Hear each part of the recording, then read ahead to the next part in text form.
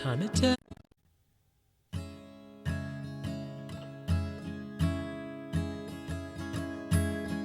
Time it tells, living in my hometown. Wedding bells, they begin easy. Live it down, baby, don't talk that much. Baby knows that baby don't tease me. In the park, we could go walking. Down in the dock, we could go sailing on the sea. Always here, always on time, close call. Was it love or was it just easy? Money talks when people need shoes and socks. Steady boys that think that she needs me. I was just sipping on something sweet. I don't need political process. Got this feeling that they're gonna break down the door. Got this feeling that they're gonna come back for more. See, I was thinking that I lost my mind, but it's been getting to me all this time. And don't stop dragging me down. Silently reflection turns my world to stone. Patiently correction leaves us all alone. And sometimes I'm a traveler.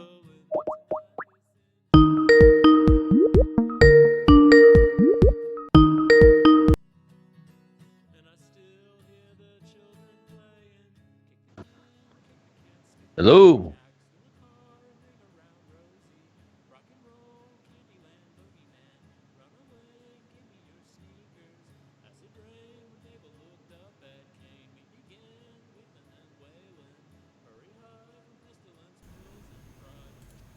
All right, how's everybody doing this evening? Hope everybody's doing well. I got Jimmy Jean and the Epic Journeyman here with me from Into the Microcosm. Say hello, everybody. How y'all doing this evening? Doing good. How you guys doing? Glad to see you, man. Doing great. Glad to see everybody. I'm stoked. So, tonight we're going to talk about Jonestown a little bit. I think Jimmy's got some good topics, and Epic's got good stuff to talk about Jonestown. And yeah, I got some good clips, some pieces and some chunks we can throw in here. So I don't know if people, the audience is familiar with a documentary series goes by the name of Evidence of Revision. Are you guys familiar? Either of you two? No, I've never heard of it. All right, Me neither. Let me tell you about it. So basically, it's a documentary series that goes over incidents in history, specifically that there are quite a bit of conspiracy research going on them. And what they do is they give you the evidence that happened directly after whatever it was happened. All the news stories, everything that they were saying on the news reports at the time, because you know how the media tends to get a storyline going that eliminates anything that goes against the political agenda. So once the storyline gets going, all these other facts and figures about the case fall away, and it becomes this urban legend-like story that happened. And so that's what happens to our history. Is it's because of the media and especially with the advent of digital technology and the ability to on a blanket you could just remove something completely or change it universally on the internet from a digital perspective once the printed word is gone, right? So these are really great films. There's about 10 hours of stuff over there. They got there's something on JFK, there's something on RFK, and there's something on the Jonestown massacre, which is what we're going to kind of get into a little bit tonight, because we've been sort of talking about mind control. And I think Jim Jones is an important figure in the sense that not only did it actually happen, but he's a metaphor and a cookie cutter for these type of operators that are brought along and milked out and used for missions He ended up being a preacher, and he ended up being in a position where he was a public figure who actually caught fire where else but right here in the Bay Area, where a lot of this social engineering comes directly from here. And maybe that's because the technology comes from here too. So I have that clip, and we can play some of it, and I think you guys are going to enjoy. I know the audience will definitely enjoy some of what's on here, simply because a lot of people just haven't heard any of what's on here, simply because this is the stuff that was going on, immediately after some of these events. So what are you guys thinking about the Jim Jones operation? Do you know much about Jim Jones? I've studied a lot of Jonestown, and seen a lot of, listened to a lot of podcasts about it. I think it was kind of an operation to see how they can set up kind of like a mock civilization and get people to go there and see how well that they can control and manipulate people. And see what they can get away with, kind of like how they've done it in modern times with Jade Helm, and opposite they run on a internet type scale, on a technological scale. But this was more of, let's get some people together, brainwash them a little bit, get them on a place, see if we can start advertise it as a socialist paradise, but kind of actually make it communist, and then actually Jim Jones is a man who's extremely charismatic, but at the same time he's a powder keg. He's a loose keg, loose cannon. He's so it was kind of an experiment in a lot of ways for them to set up. Go ahead, Jim. I was going to say he was groomed for a period of time. He was definitely groomed for a period of time and put in a position to be an operator. And he had a charismatic personality similar to the one of somebody else that's, got the last name of Jones. It's a coincidence, but it's also... Yeah, it's a very charismatic person. That's why I, titled this stream the Jonestown Psyop to Mindwar, because it does tie into Alex. It does. So, Epic, what were you thinking about Jim Jones? I'm sorry, I didn't mean to jump in there before you got a chance to say something there. You're muted. You muted, Epic. Did we lose Epic? You're muted, brother. Yeah, he doesn't know he's muted. Okay. So maybe here. I'm back. I couldn't unmute it with my one controller. Sorry. Oh, you got to get out of that virtual reality, man. Works great. It's got the great microphone, great headphones, usually great, but my left controller didn't unmute me. Sorry, guys. Yeah, but anyway, so I was a teenager when that stuff happened, and I remember watching it on TV, and I was going to a Christian school and going to a lot of these, very Christian-based groups and things like that, Bible studies and things like that as a kid, and even went to a private school, like I said, for a while. And when I saw it happen, it was a big deal because the way the news portrayed it, and I think you're going to bring that up, was different. It morphed a lot over time. I mean, originally it was just this mass suicide thing. Then you heard about the intelligence operation that was going on there right away. I mean, really early on. And that kind of faded away. I remember that specifically.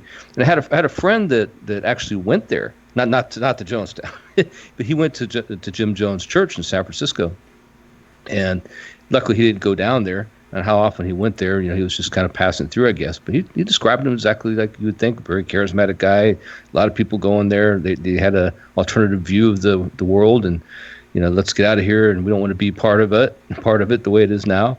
Let's do something better. And it was appealing to a lot of people. And the letters they wrote, and we'll get into that, I'm sure, that brought the congressman down there and brought the attention of the media and everything, and kind of blew the whole operation wide open. That happened really fast. And like I said, we're going to point that out. I think how much that reporting changed in a matter of weeks. It's come back again. We hear about the intelligence aspect, but you didn't hear about it at all after about a week, after 2 weeks after, maybe. You guys remember that? Yeah, Epic. They kind of like. Well, I don't remember that because I wasn't young. But as far as I'm young. But as far as the research, that I've seen and everything, yeah, it's kind of weird how they changed the narrative, but they'd always do that, for a lot of these operations. You know what I mean, Jimmy? Yeah, I mean, there are, you could literally make a career out of this Jonestown operation and doing research on it, because there is just so much material here. The creation of a seductive character, a charismatic seductive character who captures the imagination of his followers and his supporters, to the point where literally he was a celebrity. I mean, everybody and his brother was up in that church over here in San Francisco. Okay. Angela Davis was there. The black militant, Black Panther. I think was she a Black Panther, John? Angela Davis? I believe so, yes. Was she just a black militant? I don't know. But anyways, the point is, celebrities, the mayor, everybody was falling all over themselves to get next to Jim Jones, because he had this charismatic appeal, this sort of intoxicating delivery of potential and dreams that are possible, through Christ. So then he turned himself literally into the Christ. Let me see if I can get a piece of this here now. I'm grabbing a chunk of this, but there's a piece in here that's about Sirhan, and it's also about mind control. I may just run that also, because the information there ties into what they're gonna say in a minute. I'll do like 3 minutes, John. Okay. Of clip, and then we can come back and you guys we can talk about it. All right, so here we go. Let's get it on. Hold on a second, can't see. I'm working in the dark. All right, here we go. Here seems not to understand that he has asked the key question. If Sirhan murdered Robert Kennedy to make a political gesture on behalf of the dispossessed Palestinian Arabs, why doesn't he remember? And why such remorse? My own conscience doesn't agree with what I did, Sirhan says sadly. In what way? Pollock asks, taken aback. It's against my upbringing, says Sirhan. My childhood, family, church, prayers, the Bible, and all this, sir. Sirhan, as many people don't know, was a Christian. Now returning to the quote. And here I go and splatter this guy's brains. It's just not me. It's just not me. My own conscience doesn't agree with me with what I did. Your own conscience? My own conscience doesn't. In what way? It's against my upbringing. Super hypno character who. Here we go. In what way? It's against my upbringing, my very nature, sir.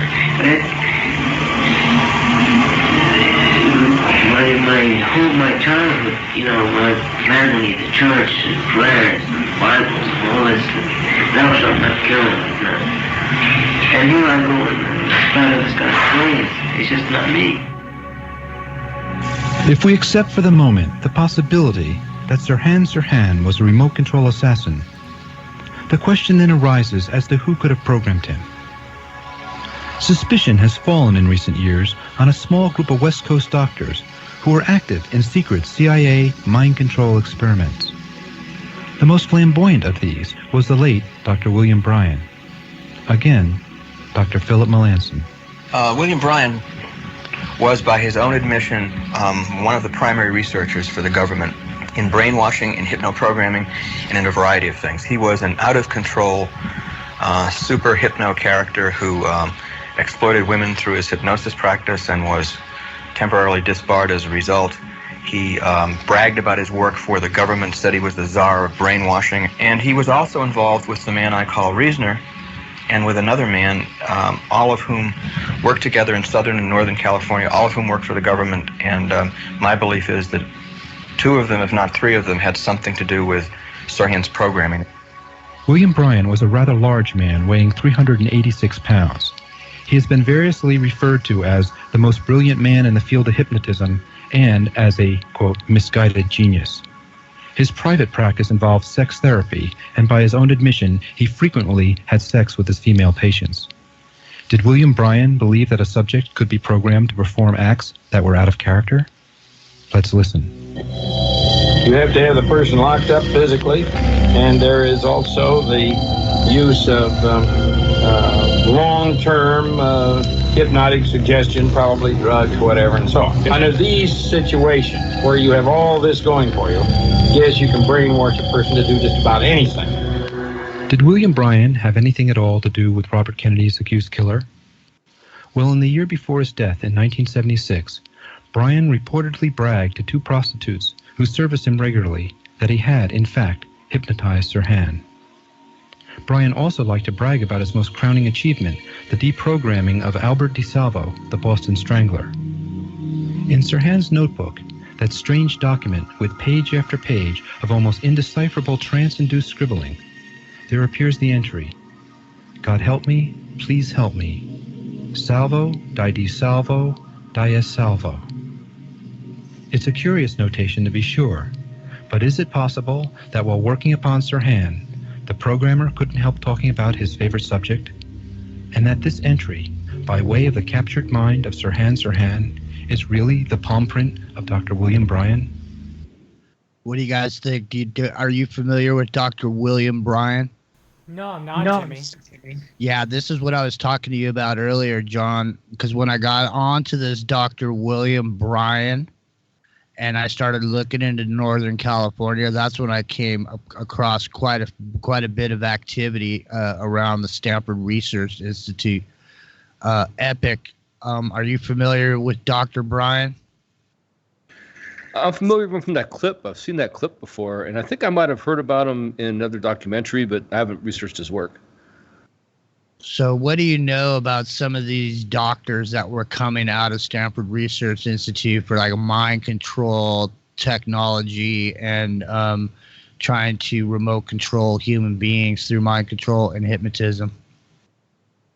That was a big deal with them. In fact, we saw that they used binaural beats, they used moire patterns, they used all these analog ways to do it to complement the hypnosis, power suggestion, all those things, but they used these patterns, whether it be acoustic or visual patterns, to use them as triggers. And that went on for a long time, and that maybe is back as far as the 20s, before the CIA even got involved in MK Ultra and all these mind control experiments. But definitely peaking in 62, 61 area, and then following through with that, it really got a huge boost. And yeah, I wouldn't doubt it at all that Sirhan was victim to something like that, because they really took it to the next level. It was no longer just follow the watch. You know what I mean?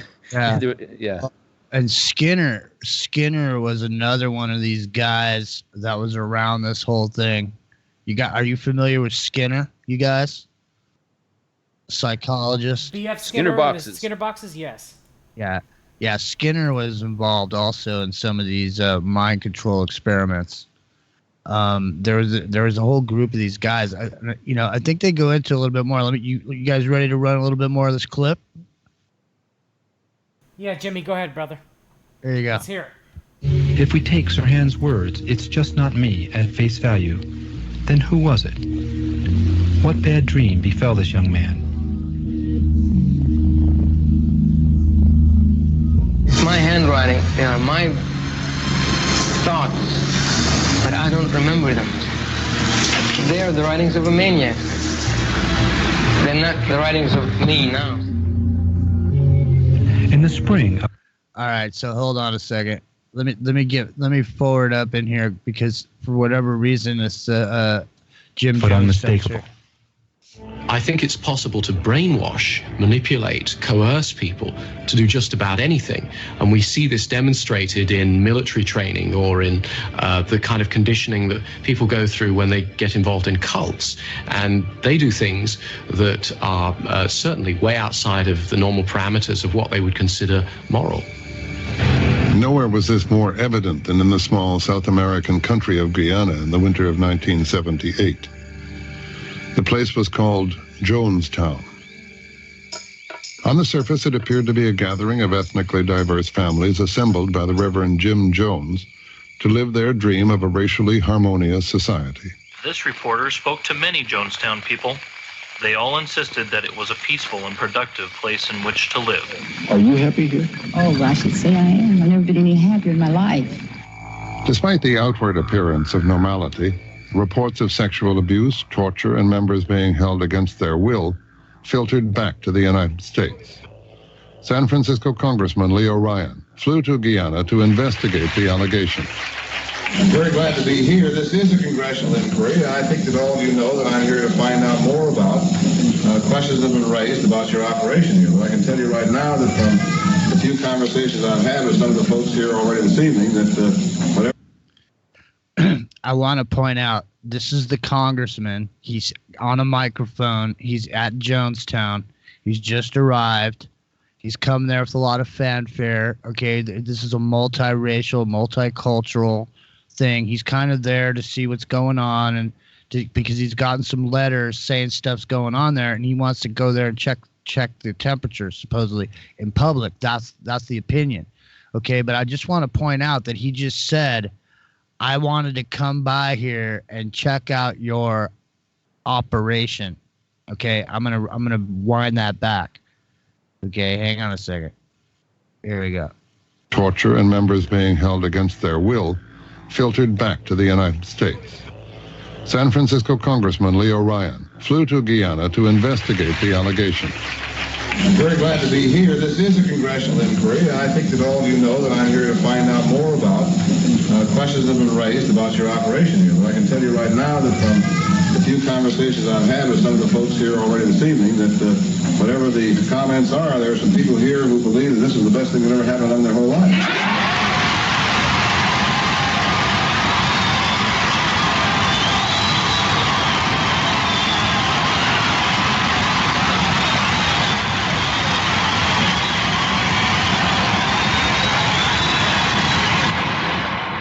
The events of the following day would shock the world.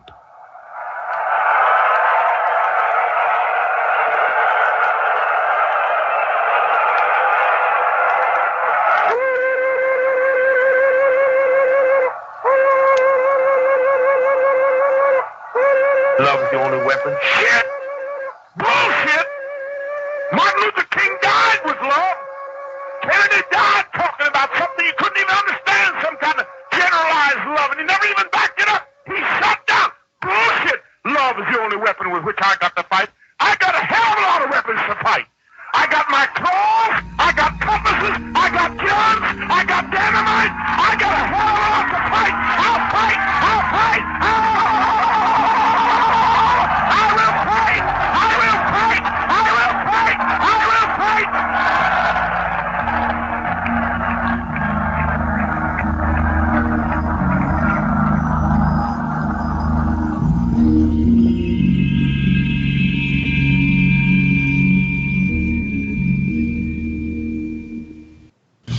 Some 20 years later, Jonestown still raises as many questions.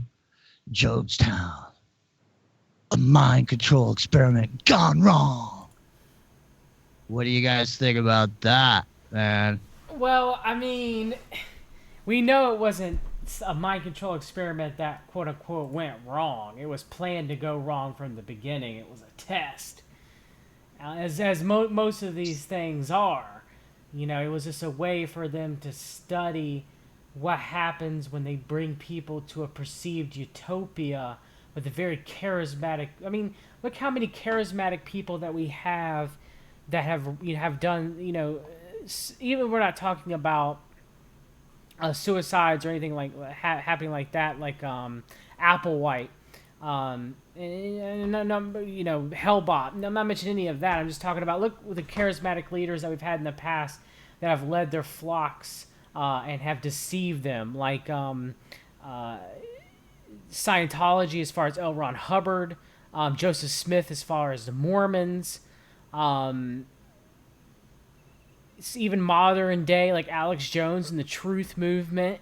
You know, you have all these charismatic leaders like Jim Jones giving you the truth, but it's all controlled because they want to get something out of you, if you know what I mean. Dude, they just find a good actor to play the seductive character that's going to appeal to a certain demographic. Okay, they already know in advance.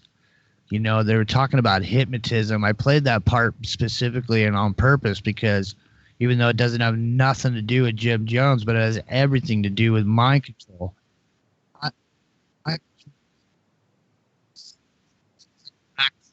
Because Jim Jones, in and of himself, Jimmy, he was just a puppet for the man. You know what I mean? Yeah, there sounds like a Mack truck is going through. There's a big sound all of a sudden. Okay, it's gone. It's coming back.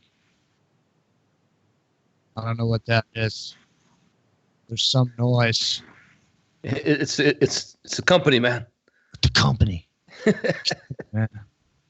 No, it is the company. The company was running this operation down there. Okay, you know, all these operations, they just get run specifically on the public, and they just use there's a sea of useful idiots running around out there, man.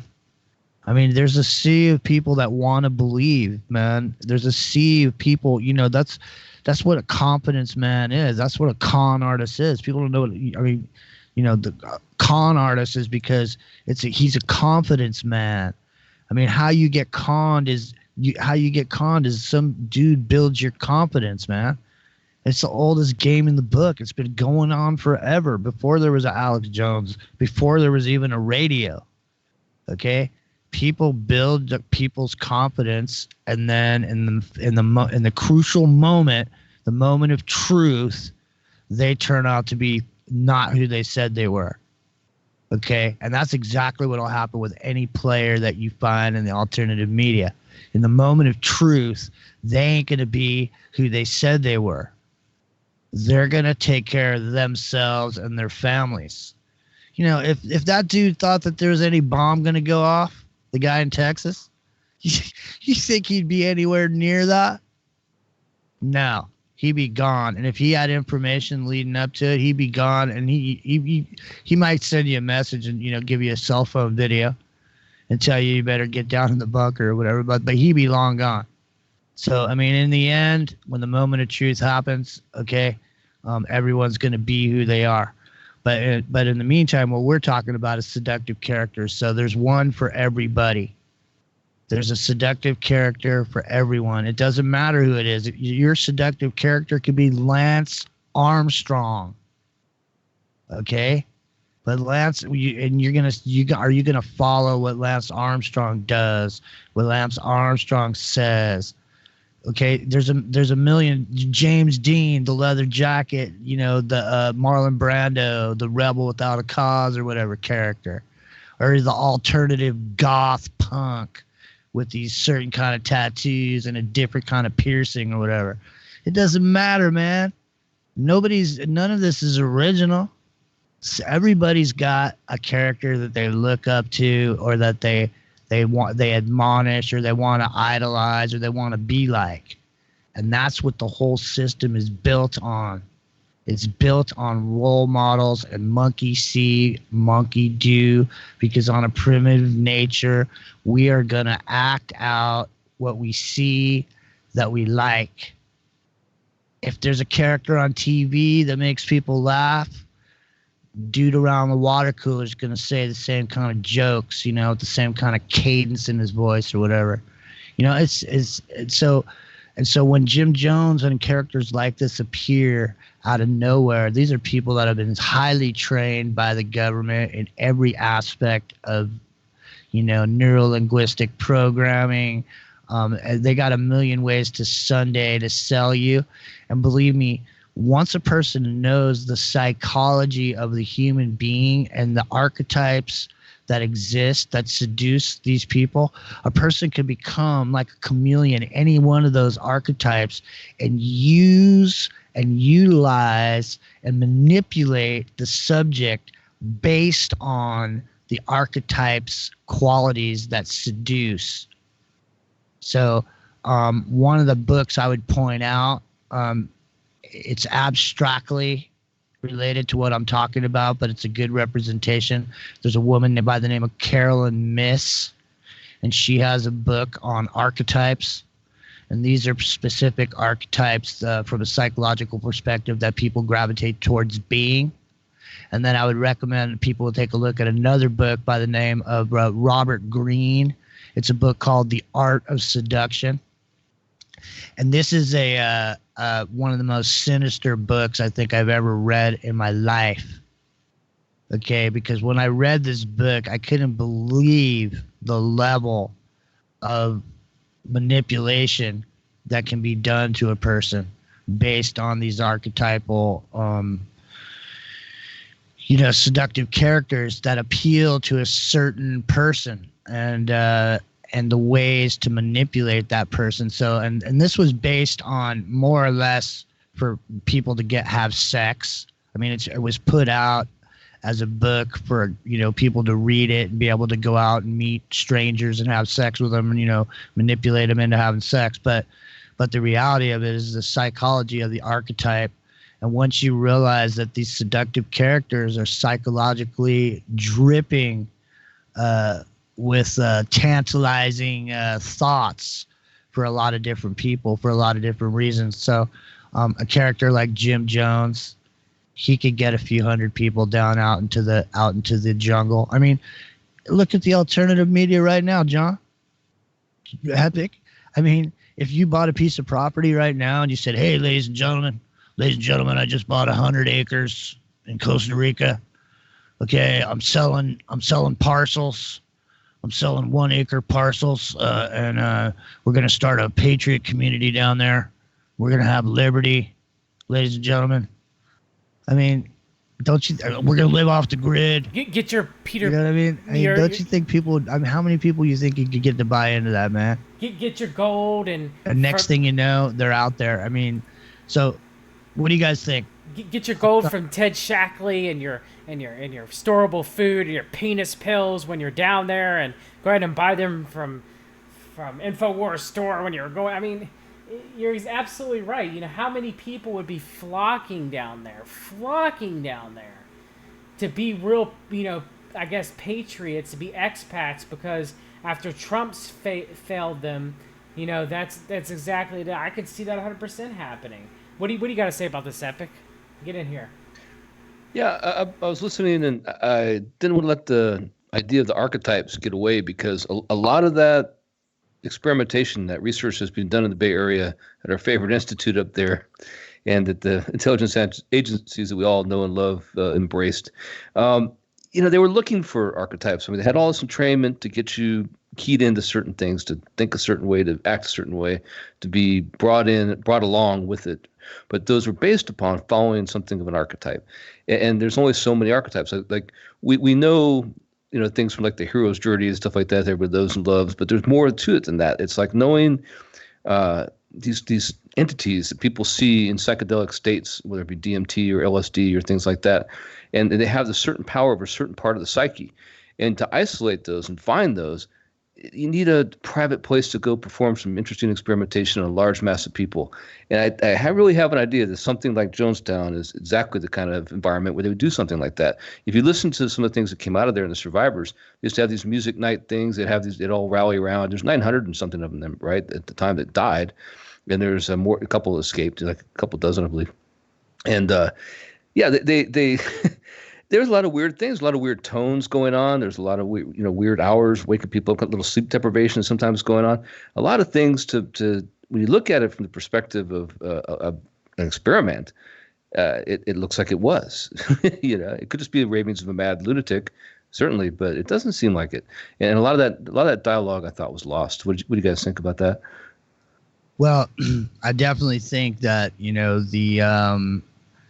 the situation that we see with these archetypes is one that presents itself over and over again, to the point now where we flash to 2019 and we flash to a world where there's a picture and then next to it there's some description of the person and their life. And we have now gravitated to the point where, you know, those are almost like these mini archetypes that are available to us through social media. But as far as Jim Jones is concerned, I think we should get a little bit more into this video, man, on some of the background on Mr. Jim Jones, because I think it's really interesting. But one of the things that went on there what happened at Jonestown, it's interesting that there was a bunch of incidental witnesses to a lot of these JFK, MLK, JFK assassinations. They were in this group of people. So who knows out of all those people, out of those 900 people, how many of those people were just people that got, you know, offed in that whole group? They're just in there in the pile. Nobody really took a look at I bet if someone took a look at every single of the 900 people that were supposedly found there, I bet you would find some interesting characters in the pile. But here we go. Let's get some of this. There he came to know a juvenile police officer named Dan Matron. Hold on. Here, Jonestown still raises as many questions. Hold on, here we go. Door to door in order to fund his activities. There he came to know a juvenile police officer named Dan Matron, whose improbable path Jones would cross and recross in the years ahead. By the late 1950s, Jones had married his high school sweetheart, Marceline, and established an interracial church based in Indianapolis. He called it the People's Temple. At first, the church prospered, but Jones had a secret life. Matron left Richmond and joined a sometime CIA cover at the State Department. Coincidentally or not, Jones suddenly became of deep interest to the most clandestine department of the agency, whose activities included mind control experiments, attempts to assassinate Fidel Castro, and operations to infiltrate and disrupt black organizations. For reasons that the CIA has always refused to explain, they opened a secret file in Jones' name. Suddenly, Jones abandoned his church, and armed with 2 passports, the young charismatic preacher traveled to a series of political hotspots: Mexico, Cuba, Guyana, and Brazil. Though he spoke no Portuguese, in 1962, Jones moved to Belo Horizonte, a small town in Brazil. With no apparent means of support, he rented an expensive house and began to make in-depth studies into voodoo, faith healing, mass conversion, and ESP, a key investigative element of the CIA's mind control program. But Jones was not the only person there from Richmond, Indiana. He later bragged of visits to his neighbor, Dan Matron. The former police chief was now working for a sometime CIA cover at the U.S. consulate, training Brazilian police in the subtleties of hostile interrogation. Jones was also contacted by another key member of American intelligence at that time, John Lodison, who'd been kicked out of the Soviet Union for spying. In Brazil, he met with Jones for reasons that the CIA still refuses to explain. But Jones' stay in Brazil did not last. He left the country soon after a newspaper article appeared claiming he was a CIA agent. Returning to the USA, Jones moved the People's Temple to Northern California, where its membership grew rapidly.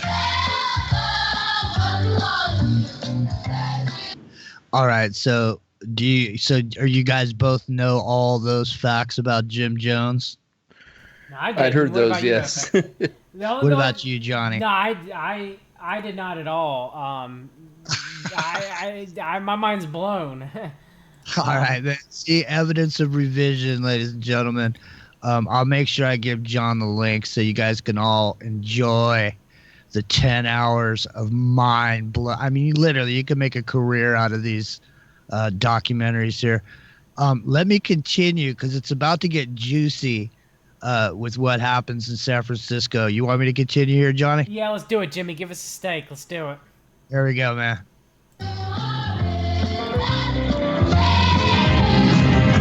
Jones flourished in San Francisco's cult-worshipping atmosphere.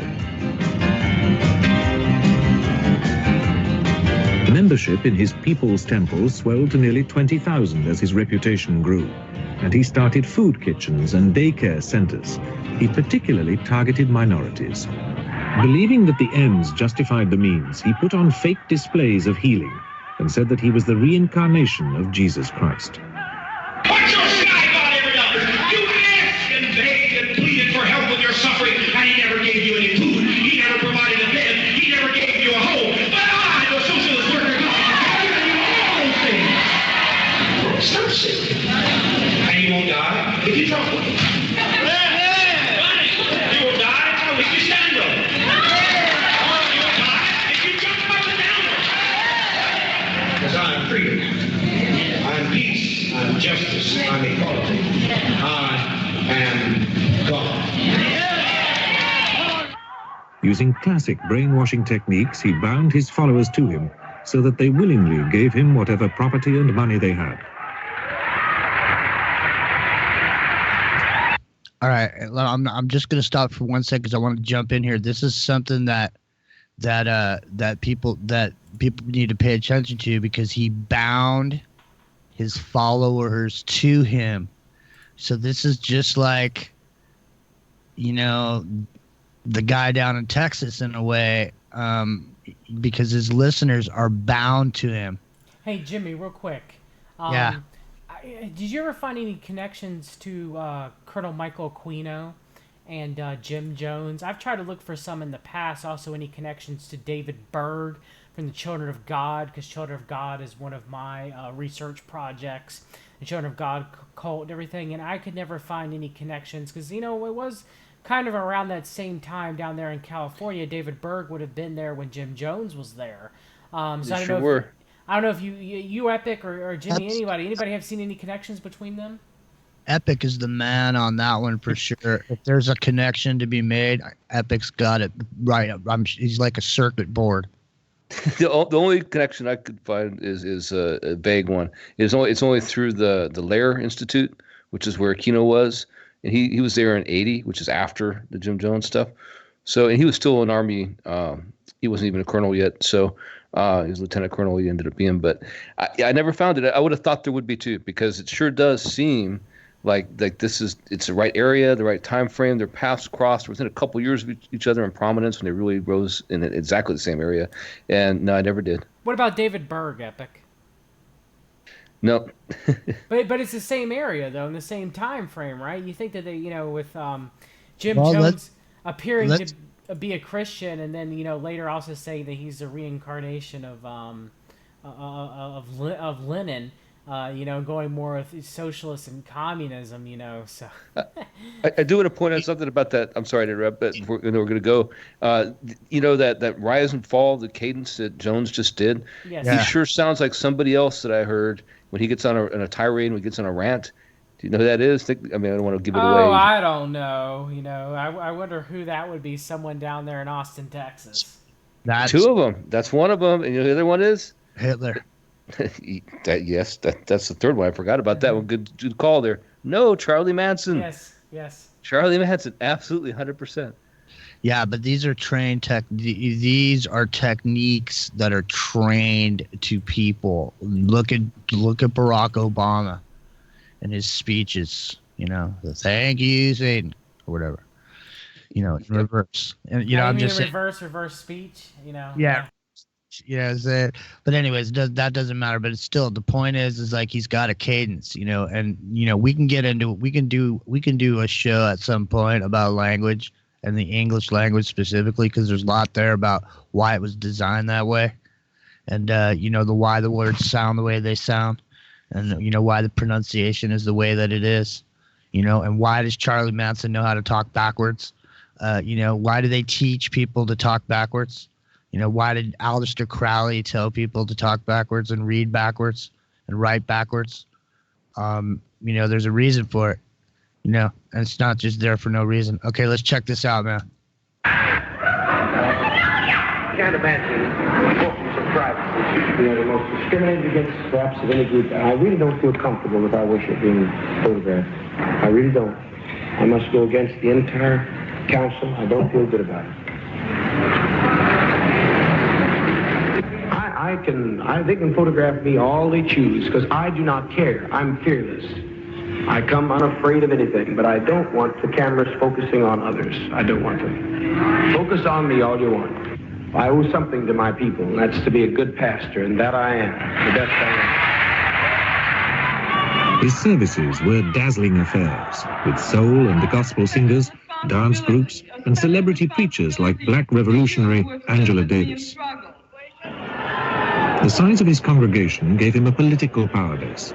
During the 1976 presidential election campaign, he allegedly provided support for the Democrats and met the presidential candidate's wife.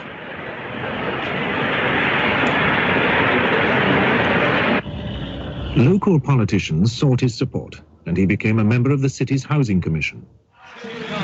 People from all walks of life were just fascinated by Jim Jones. I mean, I remember going to a testimonial dinner. Who was there at the dinner? You got Angela Davis, the communist, and you have Walter Heady, the chairman of the John Birch Society. And then you had the lieutenant governor of the state of California, you had the mayor, you had the DA, you had the chief of police. All right, Jimmy, pause that for a minute. Now what? Okay, now that's my research. Okay, so you're telling me, hold on. You telling me the John Birch Society is what is this? Is like them giving props to Jones? Is like them giving props to Reverend Sung Mung Moon? And I guess that was a CMP, but it's still is it very similar to that? I mean, that's just crazy. You blew my mind with. Okay, continue. There's some giant noise coming in, John. I don't know what it is, but it was there, it went away, and then there's this giant background noise going on when you're coming in. But let me run this clip. I backed it up so we could hear it again. You ready? Here it comes. They were all there at this meeting, and I thought, Jim, you got your act together. Bring all of Hold on. Birch Society. And then you Of anything, but I don't want the cameras focusing on Revolutionary Angela Davis. The size of his congregation gave him a political power base. During the 1976 presidential election campaign, he allegedly provided support for the Democrats and met the presidential candidate's wife.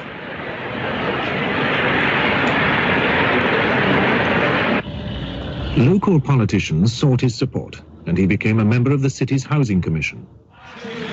people from all walks of life were just fascinated by Jim Jones. I mean, I remember going to a testimonial dinner. Who was there at the dinner? You got Angela Davis, the communist, and then you have Walter Heady, the chairman of the John Birch Society. And then you had the lieutenant governor of the state of California, you had the mayor, you had the DA, you had the chief of police, you had the supervisors, you had businessmen.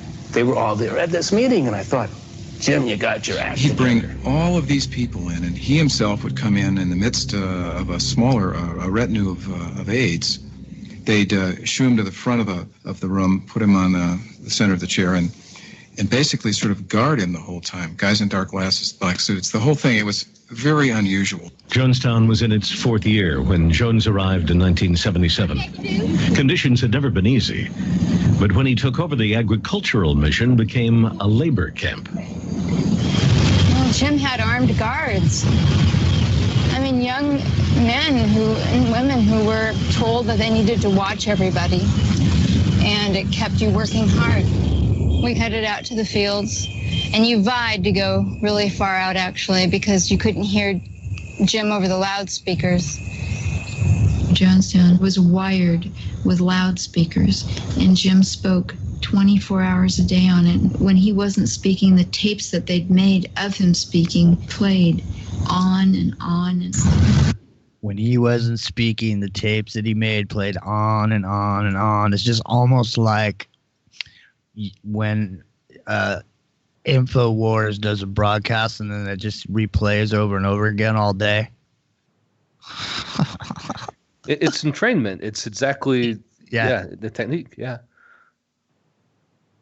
I'm sorry. I was thinking about this David Berg guy, and he should be related. I mean, he really should. And I keep looking for the tie-in to him and Jones and to all this, And there's got to be one, but the only thing I could find is South America. The only tie they seem to have is somehow they all were in South America together. That's the only thing I could find. I don't know. I'm gonna have to look into that one. You got me thinking there, John. And Jim would make these announcements, and he'd say, "I'm sending out some children and some of my aides and other people you won't know who they are to pretend they want to leave. And it's a test. It's a loyalty test. And if anyone comes to you, you're to report them." You didn't know who it would be, so you just never put the place down, and how much you enjoyed it there, how much you loved the place, and how great he was, and how Father was so nice, and you had to call him Father. You just never said anything bad about the place, because if you did, you would be coming up there that night. They also told of full-scale rehearsals for mass suicide in the jungle. I'll talk to psychiatrists, whatever, but I believe I was brainwashed. But we do understand that it's extremely difficult for anyone to comprehend people being in a cult group, standing by, watching their daughter being beat 75 times as I did, watching children being beat, microphones held to their mouth while they're screaming so that everyone throughout the building that are not in a public meeting can hear them scream also. Going through electric shock treatment where they're screaming. It's incredibly difficult for anyone to believe a story like this. There are SWAT teams consisting of 50 young men and women dressed in khaki. There's 2 teams of 25 each that are armed with 200 to 300 guns, and that they patrol all day and all night the whole encampment, and that Jim Jones has stated publicly that nobody better try to escape from here because you will be shot. The methods that Jim Jones used in his cult, The People's Temple, are definitely classical mind control techniques. And according to a book by Michael Myers, which is called Was Jonestown a CIA Medical Experiment, his documentation leads him to conclude that actually Jonestown was run by the CIA. Prior to being... Okay, that's a good place to stop. The company man. The company man. 100%. Everything about it screams that. I mean, and it did mention that. I remember when it happened, wasn't that too far. Originally, there's a shock of the suicide, and all the Kool-Aid and all that stuff. And then the more you find out in the weeks that followed, I mean, the CIA, the mind control, that came up, and it was very short-lived. I mean, it was only a matter of a week or two, as I recall. And I now we hear about it all the time, but it did make the news. They did bring it up. You know what I'm thinking? I'm thinking about this being some sort of a prison situation for a bunch of people who went off the reservation, like I was saying, because there's these weird witnesses. There's like the old lady who lived down the hall who saw the white guys shoot Martin Luther King, the guys in the suits. She was in the pile. I know. The thing about it is, though, is like these people who, it appears on the outside like Jim Jones is this character, right? So you have the promotional tools and the brochure that we had in the beginning about the way his church had 20,000 people. He was sitting there with the mayor, Now you see this encampment, and so from America, it looks one way, but the reality of the situation is that there's armed guards and there's all this stuff going on there. So maybe people who are they needed to be silenced or they needed to be re-educated. Okay. It's a torture facility. I mean, whatever they want to do, they do over there. And so, man, this is a trippy situation now, because now I'm taking a look at this in a whole different light, because not only is it an experiment, but I mean, all these classic techniques they're talking about now have been weaponized and modernized, and they stay using these same techniques on an individual basis, with trigger points and psychological profiling that's been done from facial recognition. Yeah, from facial recognition book. John, right. John, are you there, man? I am. I was just letting you guys rift. Yeah, it's all right. But I was trying to fix my sound. Hopefully, it's better now. It may not be. No, it is. It totally is. It's gone. But That noise. so I would say to both you, Jimmy, and Epic, is that it's very interesting that when you see Jim Jones, you expect this, he's going out there and giving a socialist message. He's going out there and even giving a communist message. And later on, Jonestown being a socialist utopia, but, converting eventually to the cold, hard grasp of communism. Why would, a person from the John Birch Society there, who's supposed to be complete, the head of John Birch Society, during that time period, why would they be there, at a dinner with Jim Jones when they are, part of the Anti-Communist League, when they're supposed to be against socialism, they're supposed to be against communism? Now you could say, well, John, they were there to, get the details on this and report on it as a threat.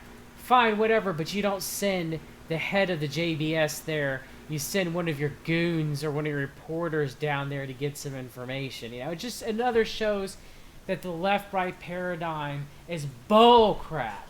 It's completely and utterly bull crap. Hey, man, well, if you go hang out down at the barbershop long enough, eventually you're going to get a haircut, man. So that's all I can say about that. But, they made a point out of reiterating twice that Angela Davis was there with him. So it was clear that Angela Davis was around the organization. So, I mean, it's not a mistake that guy was there. They were there for a reason. Not all, Jimmy. One thing I also want to mention too is didn't Jim Jones meet the first lady, Rosalind Carter? Yeah, he did. And didn't he also meet Jerry Brown too? Yes, he did. So again, why would he meet all these people if he was just some guy? You know what I mean? Yeah, there is no such thing as some guy. Nobody gets in front of the camera into rotation that's not in the circles, man. These circles are all the same. It's like a cookie, from what I can see, it's like a cookie. It's like a cookie cutter factory. They just have this factory, man, at this point, that they've been running this program for so long. It's like they just it's instantaneous. It's like orphan with no family, nobody to really care about them. They test real high with an IQ. They're easily manipulated, at the point that they just get put into these programs.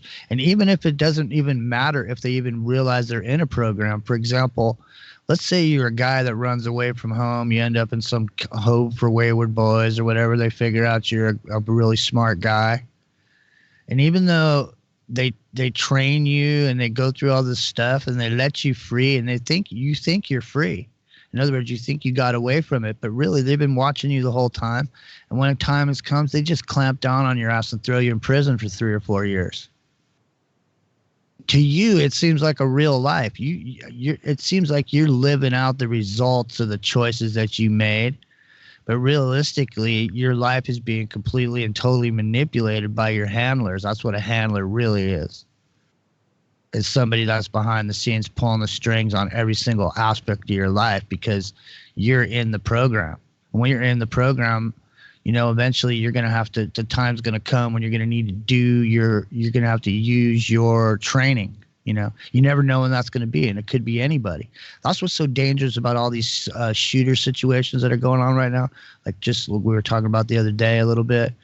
Because, realistically, if you seriously had a bunch of these mind control people just already controlled and ready to go, they're already programmed and just ready to go, you don't just have to one at a time at every 6 months or whatever it is.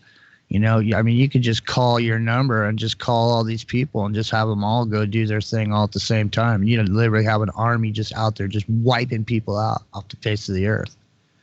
It wouldn't be that hard.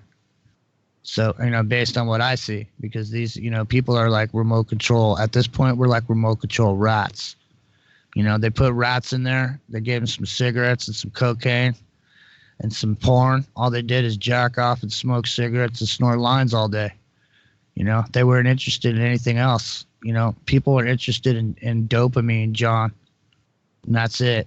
And so, you know, we got a bunch of... Yeah, but they also, but you didn't tell the full part of that experiment, though, however, Jimmy. Which... When the rats had ample amount of food and water and had a sense of community and other rats around them, they didn't go for the cocaine. I didn't actually... I didn't know... No, there's actually an experiment for that.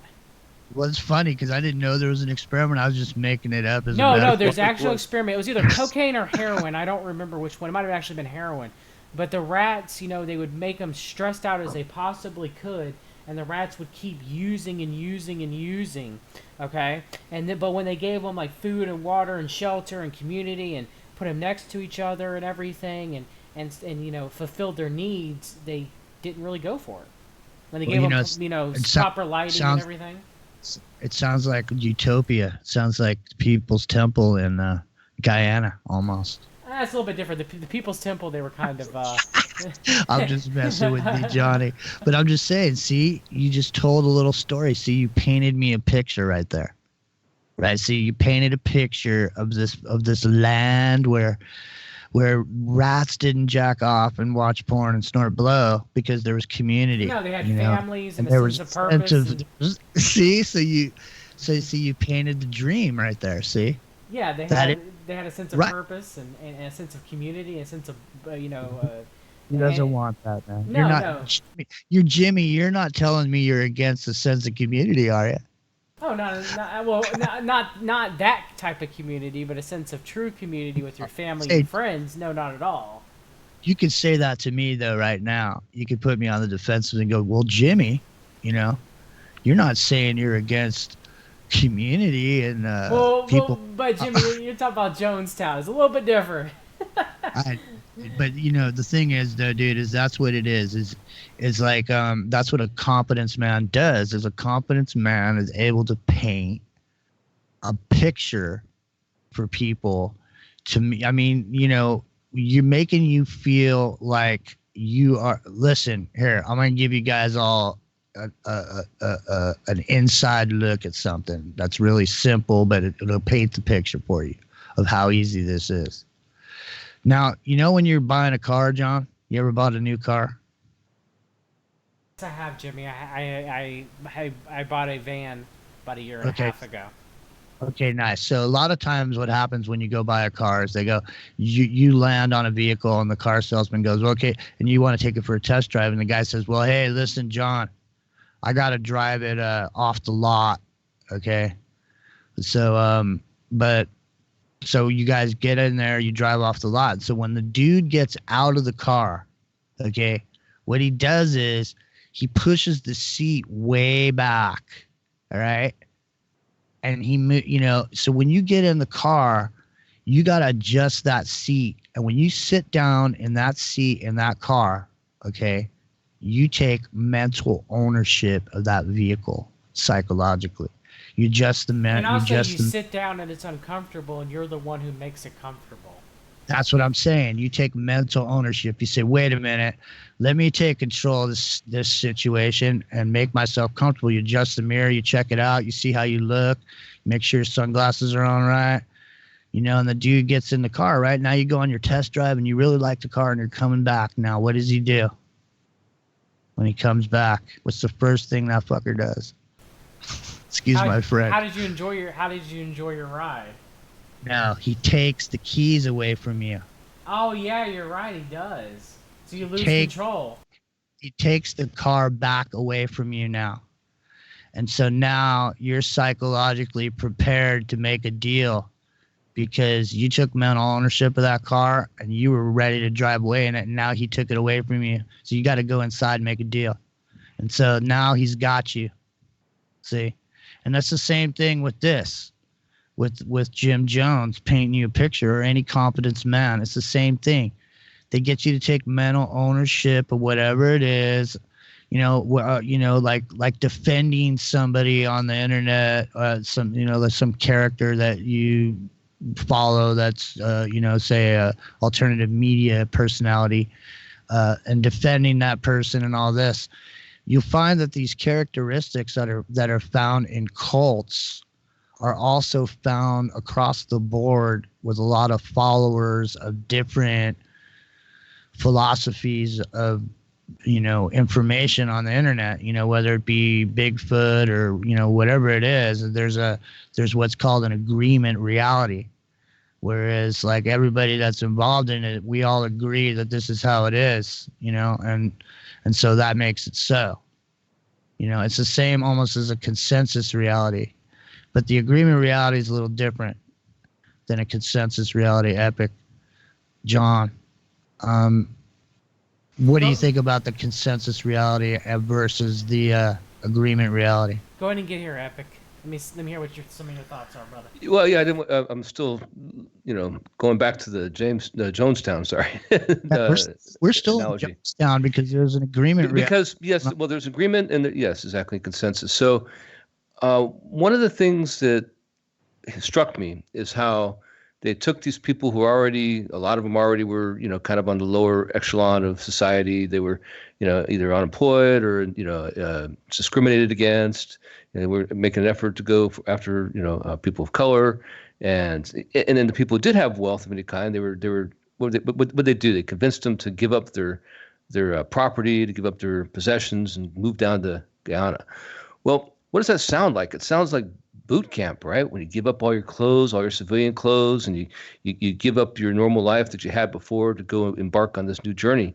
And sure enough, when you get down there, you got the drill instructor drilling everything into your brain via these loudspeakers 24/7, which reminds me a little bit of how they sieged Waco, by the way, when they did that. That technique was used with the rabbits and stuff. Yeah. And then all of a sudden you look at this and say, well, wait a minute. In the past, they used to they know how to do boot camp and train a platoon, let's say, coming in, and they know how to do an individual to make them an asset later in life, unbeknownst to them, completely on the down low, right? Like we believe what happened to Sirhan. Sirhan was an operation of some kind. Well, now you have it where this is a group of 900 some odd people going to the mind control boot camp, essentially, that could be unleashed on the world. And you wonder, you hear these stories about how you have these gang stalkers and things like this. And who are these people that are doing the gang stalking? Well, hey, let me just jump in with you, Eric, Epic, on this. We only heard about the people who were laying in the yard over there. But what about the people who graduated that we never heard about, that didn't drink the Kool-Aid? Huh? What about those people, man? They went back. How many Jonestowns were there? Yeah. Yeah, we don't know. We don't know who graduated the Jim Jones School of Broadcasting over there, man. And so those people went back out into society. They didn't blow the whistle. Okay, there's people that blew the whistle, and there's a lot of legitimacy to what happened here, but there's also a lot of information that was gleaned, a lot of stuff that was taken, and a lot of people's lives were ended in this yard that had nothing to do with Jim Jones and the People's Temple. They were there for other reasons, whether they were prisoners there or whether they were being re-educated. But I find it super interesting. You guys want to continue with a bit more of this documentary? Because I think the stuff coming up is powerful stuff, man. Please, sir, can I have some more? You sure can.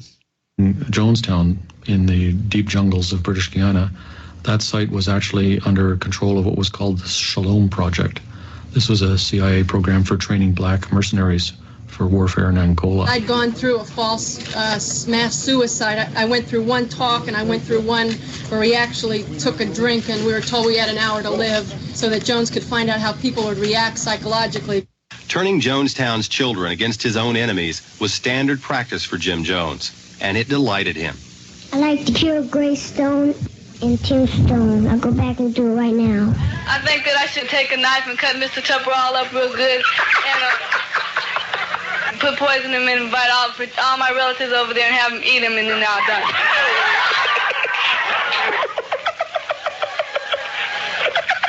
It was terror. It was living terror living inside Jonestown. Deborah Layton had escaped Jonestown a few months earlier with bizarre tales of mind control, armed guards, and suicide rehearsals. They are recounted in her new book, Seductive Poison. The suicide drills were the most frightening and disturbing things there, that we would be awakened from the middle of a dreamless sleep to Jim's voice screaming over the loudspeaker that we were going to die, that we had to come to the pavilion, that mercenaries were coming in to kill us. She put her concerns in a sworn affidavit to the U.S. State Department months before Congressman Ryan's trip. Congressman Ryan and the journalists arrived in Guyana on Tuesday, November 14th, 1978. Well, he was such a kind man, so compassionate, didn't get excited about nothing. Oh, it'll be okay. It'll be fine. Just take it easy. It'll be fine. That's just the way he was. For some time, Ryan had been a thorn in the side of the CIA. He had recently pushed through congressional legislation that curtailed the agency's covert foreign activities. As Ryan prepared for a first-hand look at Jonestown, he was joined by a State Department agent, Richard Dwyer. What he didn't know was that Dwyer was working undercover. A man named Dwyer was the head of the CIA here. I mean, the CIA had a presence here. It was an unrevealed presence at the time. I had a premonition about the trip. There was something that just made me feel... Okay, so there's this cat, Dwyer, and the dude who just came into the program there was this head of the Guyana... whatever, he was the mayor or something. He came in and said, yeah, this Dwyer was there already. He was working for the CIA, this guy Dwyer, and Dwyer was there as a state liaison with Ryan. Okay? So this is powerful, man, because Ryan was going after the CIA for specifically the stuff that was going on in Guyana. And so now he had the smoking gun because this lady came out and started telling about all this stuff. Here we go. A great deal of uncertainty. In 1978, Jackie Spear was the legal aid to San Francisco area Congressman Leo Ryan. They were about to embark on a San Francisco area Congressman Leo Ryan trip to look into reports of abuse and brainwashing at the remote jungle compound known as Jonestown. I always kind of shake my head in disbelief when they refer to it as a suicide. Those people were not in control of their minds. They had been brainwashed. The next day, 20 temple members decided they wanted to leave. In a haze of drugs, Jones' world began to fall apart. Jones reacted angrily when shown a note from a cult member asking the party for help to get away. Someone came and passed me this note. Well, that's who we're talking about. He wants to leave his son here. If Jonestown's such a bad place, why does he want to leave his son here? He's the one that I'm just talking about. Yeah, this is the man that wants to leave his son here. People play games, friend. They lie. What can I do about liars? Are you people going to leave us? I just beg you, please leave us. Bill, we will bother nobody. Anybody wants to get out of here can get out of here. We have no problem about getting out of here. They come and go all the time. I don't know what kind of game. People like publicity. Some people do. I don't. But he said goodbye, apparently calmly. Then he whispered to one of his lieutenants. As the party reached the airport, a man with a knife tried to stab Ryan. The congressman described the attack. Yeah, he said something about rob and choke and kill and or knife. I don't know, but what he said was he intended to kill him. The party had now been joined by about 30 cult members who wanted to get away, and the enlarged party walked out towards the aircraft.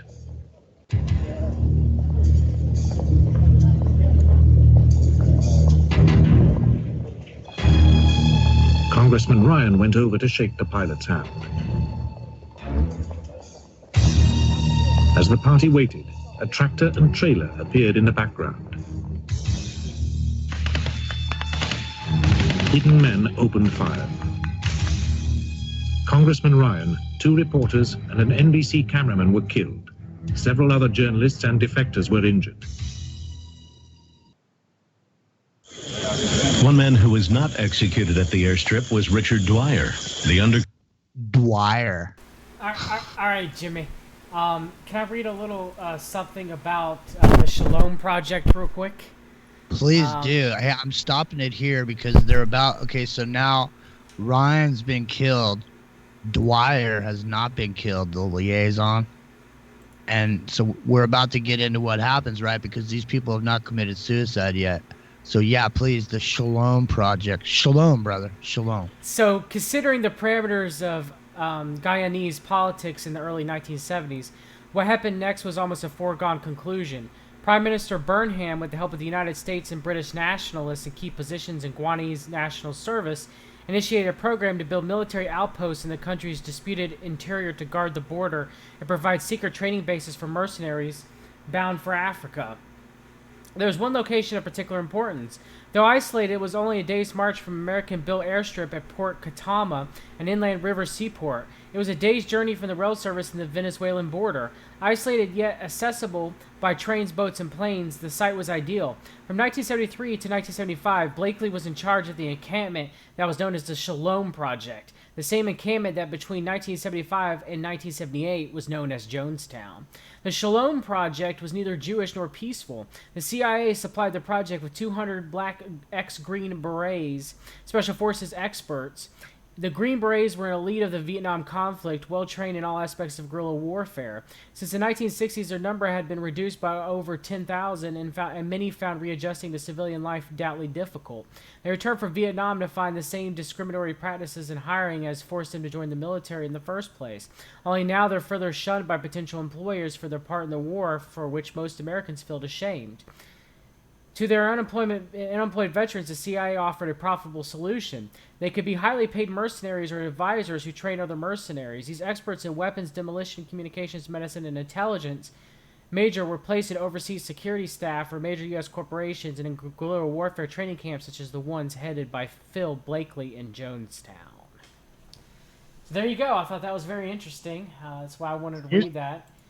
It's really interesting because it's like a cookie-cutter factory to churn out these people, and everything was all good until this whistleblowers got out, okay, and started pointing a finger back, and now they got busted, okay, and then Ryan shows up because he's already on the trail, because this is back in the day when people actually cared, like dudes in the government. There was a few people who were actually good, you know. Those people went down in small plane crashes and, you know, got shot up investigating the black ops going on in the jungle. My name's Jimmy Jean. I'm here with John Brisson and the Epic Journeyman. We are looking deep, deep, deep under the banana leaf in the jungles of Guyana in a little place called Jonestown. When you hear somebody say, drinking the Kool-Aid, this is what they mean. They're always that. There's a reference to people drinking Kool-Aid and committing suicide. But the question is, you guys, it's the big question. Was it suicide? Or did they make them drink it? It was not suicide. In fact, that came out quite a bit. The people who did escape and survived, and some of the research that was done immediately after, there were a number in the dozens, I believe, of actual cyanide shots where they gave them cyanide, syringe shots. They killed them, as well as people who just drank the Kool-Aid. But did they have a choice? You listen to the story behind this, and it sounds like they really didn't. They either were already so worn down and sleep deprived and had the mind control take effect that they couldn't really resist if they wanted to because they didn't know what they were doing. And they were scared to, make Jones angry because it sounds like, you hear the stories of how he punished them. Plus, if you don't drink that right now, he's going to blow your kid's brains out because they got a 357 Magnum put up against the side of your kid's head.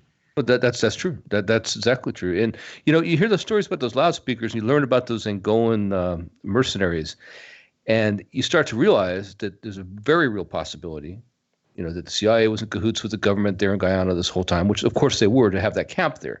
I mean, that's a given. I mean, that didn't just happen on its own. They made arrangements with the proper people there to have that camp there. And when those people went to Angola, we still had this facility right there, complete wired for sound, for these guys to step right in. And then they did, and now you have them as captives, for it is boot camp, right? I mean, it really looks like that. It's a mind control boot camp 101.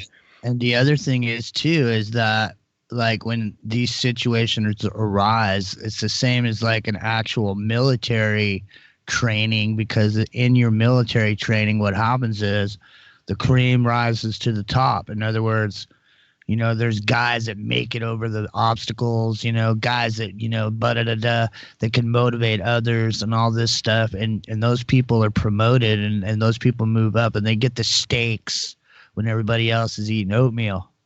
You know what I'm saying?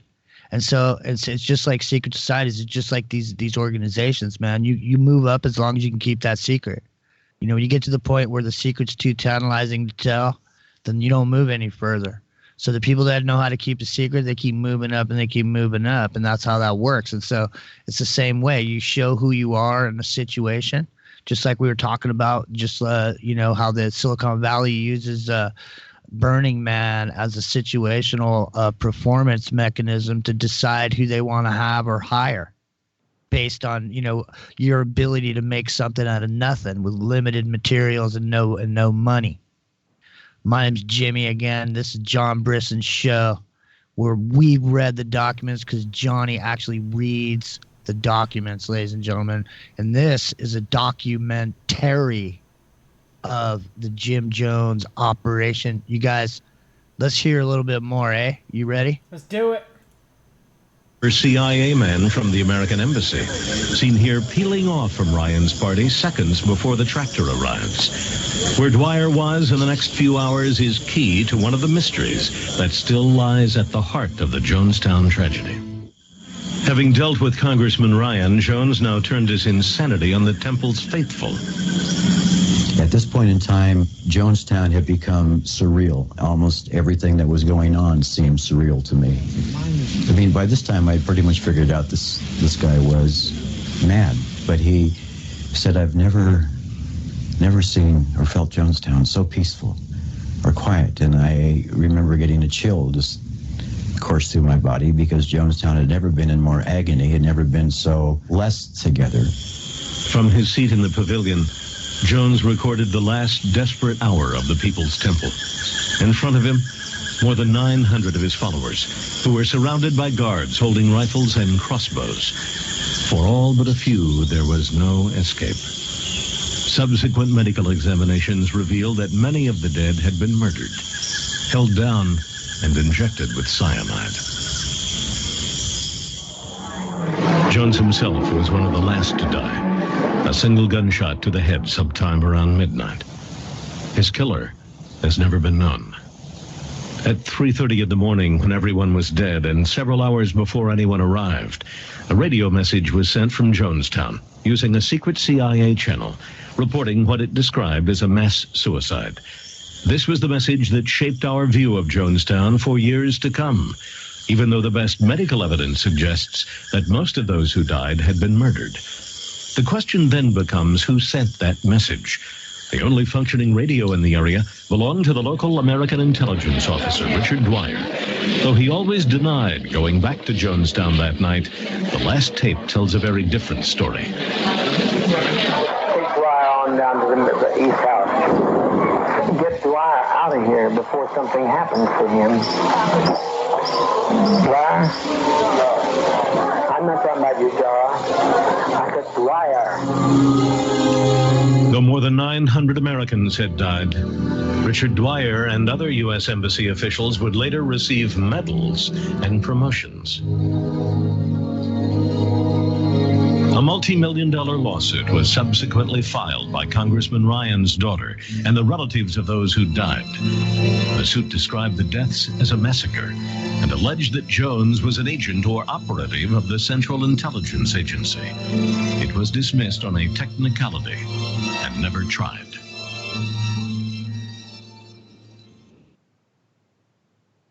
Wow.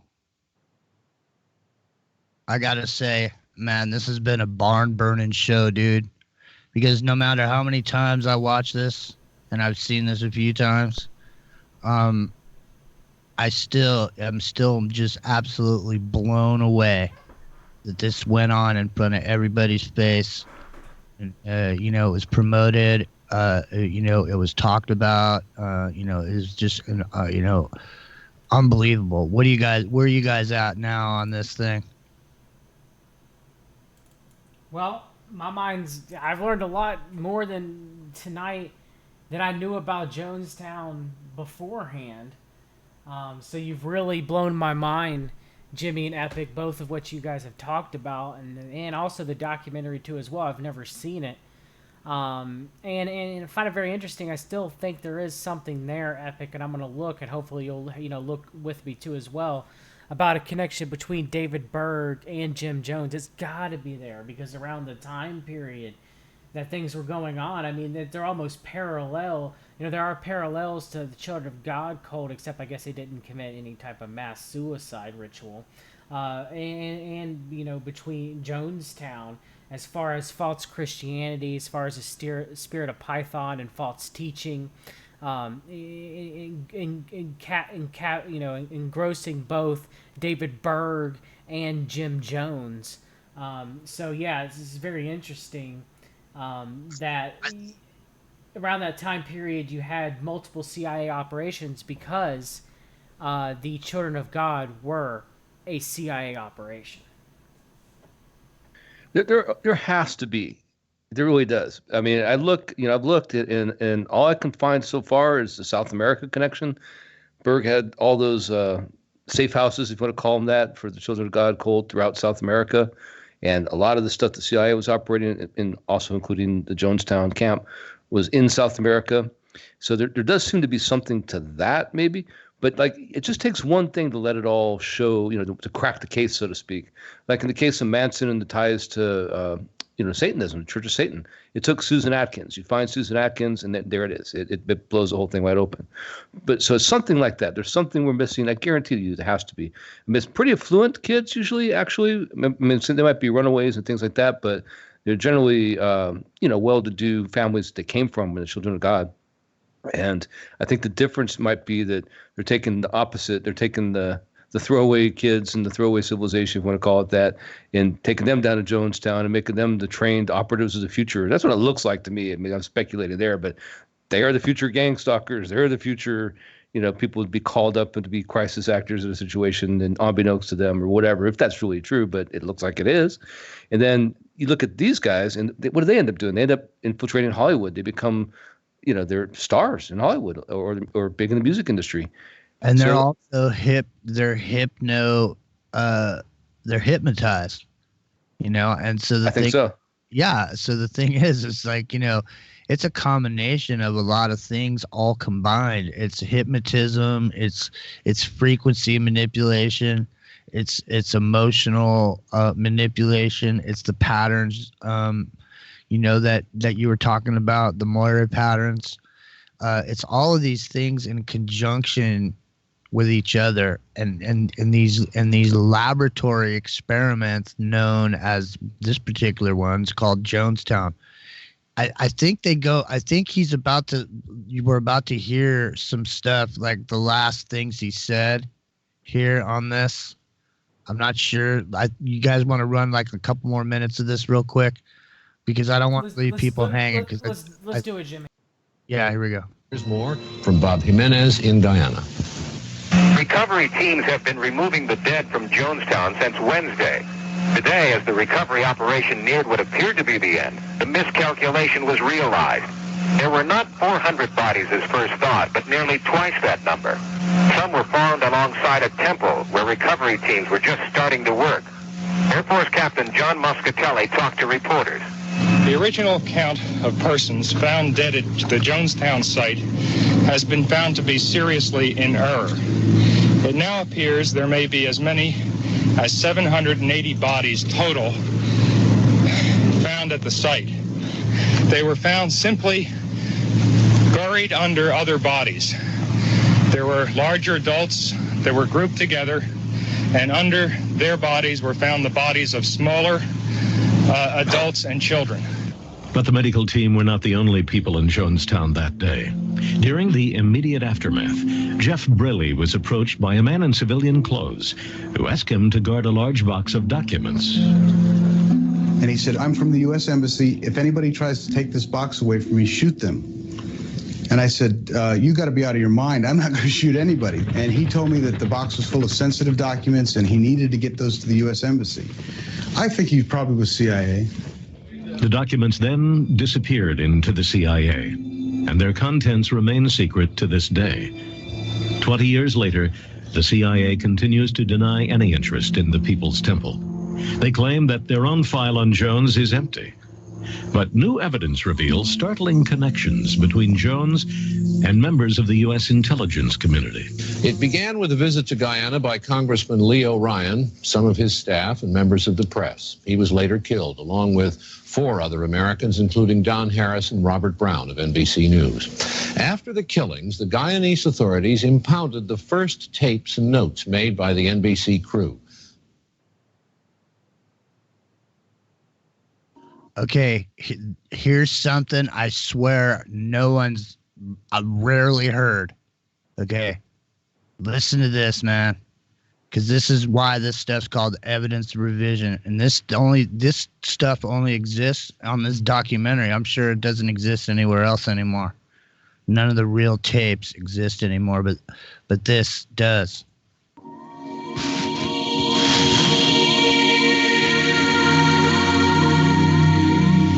I had appeared on a public television several months ago with a group of black professionals, mostly psychologists and doctors. They invited me to appear today to provide information that they thought might be that I might be able to help with this forum today, with their research. I appeared in Washington in February before the International Relations Committee and made some statements and some charges and documentation which resulted in the Foreign Affairs Committee, or International Relations Committee, which they call it today. They voted to ask the House Select Committee on Intelligence to investigate my charges. And they are currently investigating those charges by the House Select Committee on Intelligence. Can you tell us what the charges are?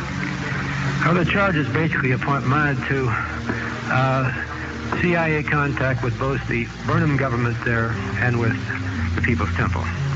That originally, it was my belief at the time I went to Washington that the purpose of our involvement there was to support the government of Burnham for commercial reasons, and they used the People's Temple almost as enforcers to help support an unpopular government there to keep control of the government of Guyana. We knew that there had been an article in the San Mateo Times in December of '79 which indicated that the Deputy Chief of Mission there, Richard Dwyer, was in fact the CIA station chief. He was the one that went to Jonestown with Leo's party, and he claimed to be slightly wounded, but there was a tape made at the time of the murders and suicides there with Jones yelling, "Get Dwyer out of here, get Dwyer out of here." And the indications are that it was Dwyer who went back into Jonestown after Leo was murdered and was there at the time. And there's great questions just who shot Jim Jones and why, whether Jones was shot to shut him up. The question also as to how all these people died and just when they died, which is all documented here. But when I came back from Washington, because of my testimony, I started getting documentation from a Berkeley psychologist called the Penal Colony here, and from the Alliance for Preservation of Religious Liberty in Washington, which indicated other things, one of which was that George Philip Blakey was a top Jones aide. He was the man who arranged the purchase or the lease of the land in Guyana, provided the money and arranged the lease down there in 1974. He also is tracked now as being a CIA operative in Angola in 1975 with UNITA. He's also the same guy who was the top aide who arranged all this purchase and the finances, is also the husband of Deborah Layton Blakey, who fled Jonestown and made those charges. He's a brother-in-law of Larry Layton, who was acquitted yesterday. And it's interesting to note the Peninsula Times Tribune says yesterday the jury appeared, in acquitting Layton, the jury appeared to have agreed with the defense contention that Layton was brainwashed and drugged at the time of the shootings, could not be held criminally responsible. But the gist of what I'm getting to is this. I've received a lot of documentation, which I will value here today, that indicates the strong possibility that Jonestown and the People's Temple was in reality a mass mind control experiment conducted by the CIA as a follow-up to something called MK Ultra, which they conducted from the early 50s through 1974. They used to use the VA hospital and state hospitals. They used the federal and state penitentiaries for their experiments. Do you think that Jim Jones was actively involved with the CIA? I do now. Do you have any conclusions as to how the people died in Jonestown? Yes, I have part of our documentation here is a report from which is attached here. The chief medical examiner in Guyana is a Dr. Leslie Moto. He reported, and this is attached here, his opinion that more than 700 of those bodies found at Jonestown were not suicide victims but were murdered. I gotta stop it, man. I mean, what do you guys think about that? That is some mind-blowing stuff right there. I mean, there you go. That's a reporter on the scene who's at a press conference, and that's tape that never made it out. Nobody ever got that tape.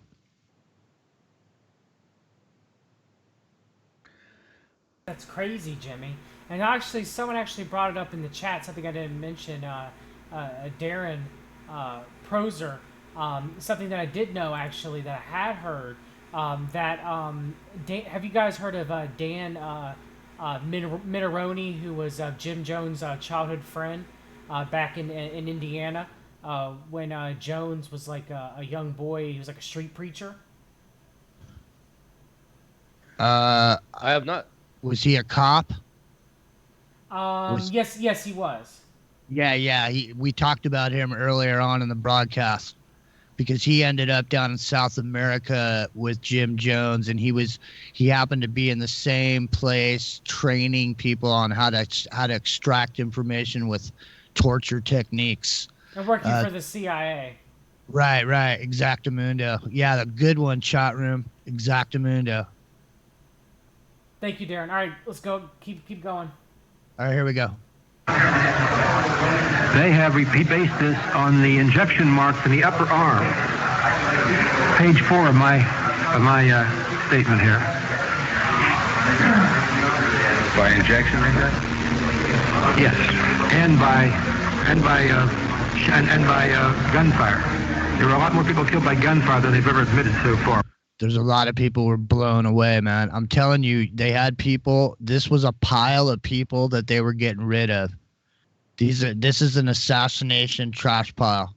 They went around and black bagged a bunch of people and brought them out here, and they kept them under gunpoint here. And then this whole thing happened, and then they just used that opportunity to just take out everybody they need to get rid of, all in one fell swoop. Anybody who could say anything or finger anybody, they're gone. And heard reports that there were 50 of them, approximately 50 men with guns ringing around there, so people couldn't get out. Very few of them did get out. So it's according to the chief medical officer in Guyana, most of the people down there were murdered rather than suicide. Who is the president?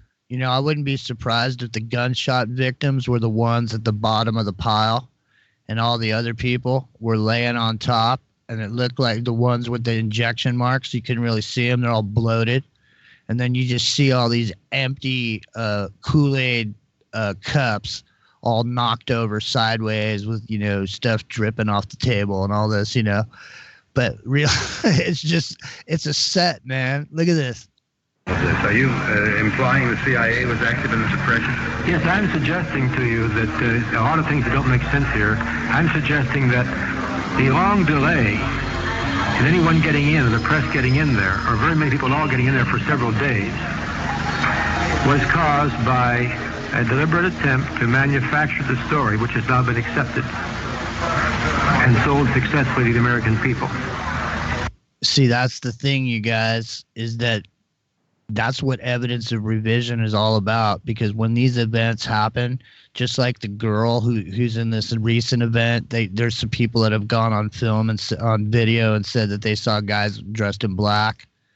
And you've heard about these guys dressed in black in a bunch of these events. Columbine. Yeah, just a whole bunch of them. Even that one that happened recently down Orange County. Boston bombing. Exactly, man. You hear about these dudes, right? But then all of a sudden it disappears, and then the story becomes the urban legend of what happened, without all the extraneous facts and figures that show that it's complete and utter nonsense. Here we go. So hold one last thing, Jimmy. I'm sorry. Go ahead. And I want to get Epic on this real quick. Would they be the true Men in Black compared to how they put the mythology of Men in Black and aliens and stuff like that? Would these be the true Men in Black covering up the government instead of hiding aliens? What do you think about that, Epic? That's a big subject. I actually read John Keel's book, The Mothman Prophecies, where the Men in Black were first really discussed for the first time. And there's a whole story behind that with Gray Barker, which we can get into another time. No, I don't think so. I think the Men in Black that we know from the movies and stuff today is like a combination of the two. The Men in Black in this case are strictly assassins, for lack of a better word. They're just the bad guys. They're the enforcers. They clean up the mess. That's what they do. But yeah, the Men in Black is the alien connection that has other roots. All right, Jimmy. Accepting that, in effect, this was a large group of disillusioned or rather disoriented black people who went down to Guyana and who turned.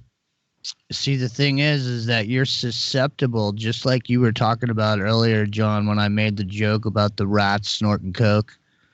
But then you said, no, Jimmy, the rats, when they had, when they had family and they had camaraderie and that they were happy and they didn't want the drugs and whatever. And so the thing is that when somebody just walked by and it got loud, I didn't know what it was. But anyway, the point is that Men in Black. No, it wasn't the Men in Black, but now I completely lost what I was going to say, which is too bad because it was going to be a good point. So how many of these, at this point, of these events, very few of them are organic at all. Majority of them are, false flags. There's some, or at least if they're not, that they won't let any crisis go to waste. They will capitalize on them. So it was, it's the CIA was involved with Jonestown. They were likely forcing these people to commit suicide, and the ones that did, that didn't, and the ones that quote unquote graduated, they were mind controlled from this massive operation that had been going on, and that's what the heart of all this is, right, you guys? This is George H.W. Bush's CIA. He was director of the CIA at that time. And there's a lineage you can track straight back from Alan Dulles when they started MKUltra originally in Midnight Climax in the San Francisco Bay Area, New York, when they did the sexual blackmail and the LSD experiments for the purpose of mind control and later, controlling, key people that became the SRI and Stanford research that went on later. And in this case, there's a certain fondness for the CIA and the Bush in South America, and South America seems to be the place where a lot of this stuff was going on, the stuff that really nobody has discussed until this was discussed rather openly in that clip that Jimmy just played.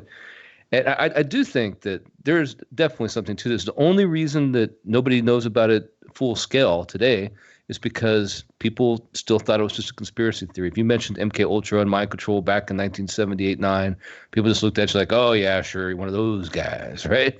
But no, it's real. Absolutely, 100%. And I think the evidence is very strong that, almost incontrovertible in this case, that's exactly what happened here. And like I said, this is only the one about, and there's a million of these places going around now, and now it's turned into an actual business opportunity for some. I mean, it was called Blackwater, then it was called Z, and so there's a bunch of training camps, and let me tell you something, these contractors, they got better equipment than the actual military do.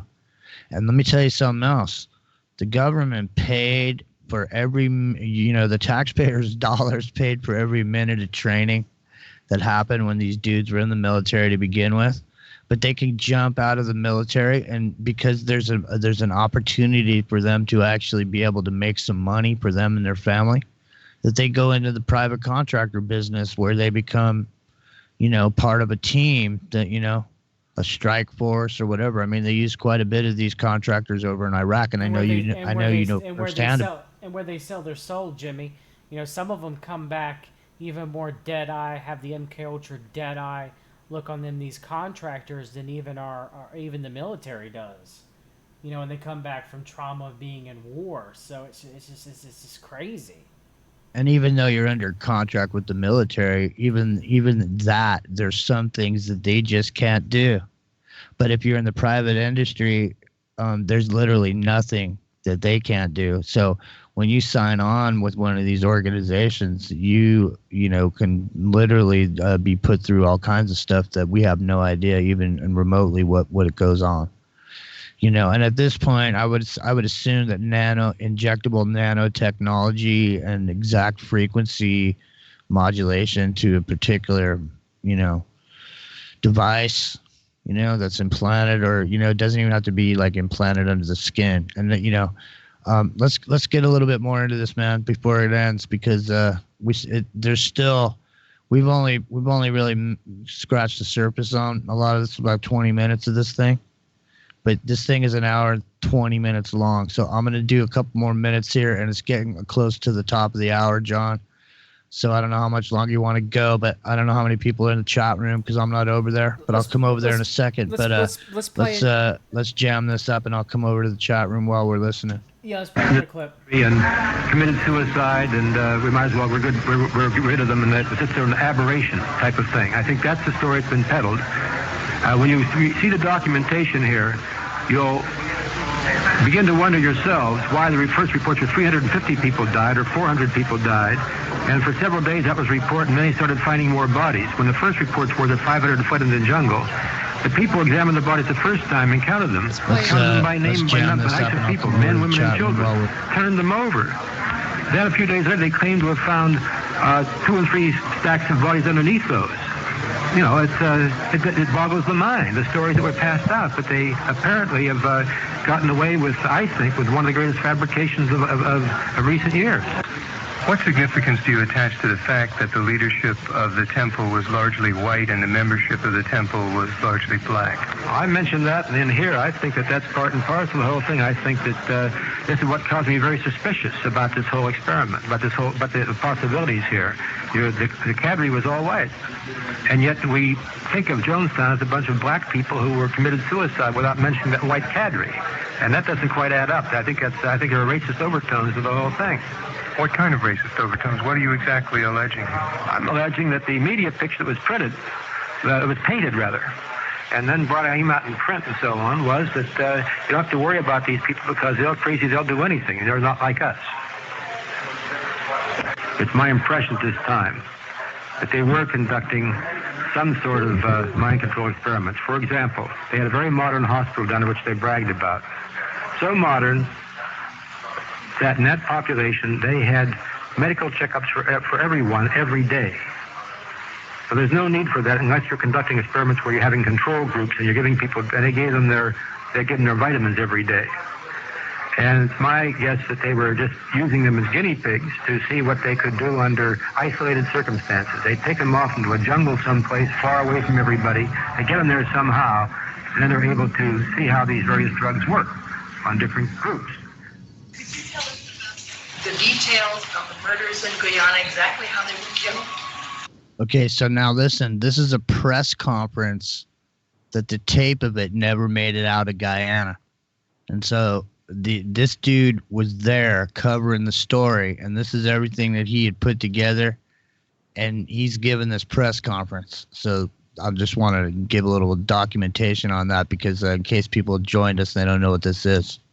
Well, Dr. Mutu, the pathologist at the site in Jonestown, said that 70 to 80% of the bodies had a fresh needle mark in the back of the left shoulder blade at a point they could not have reached themselves, and that the body showed evidence of having been forced to take the shots.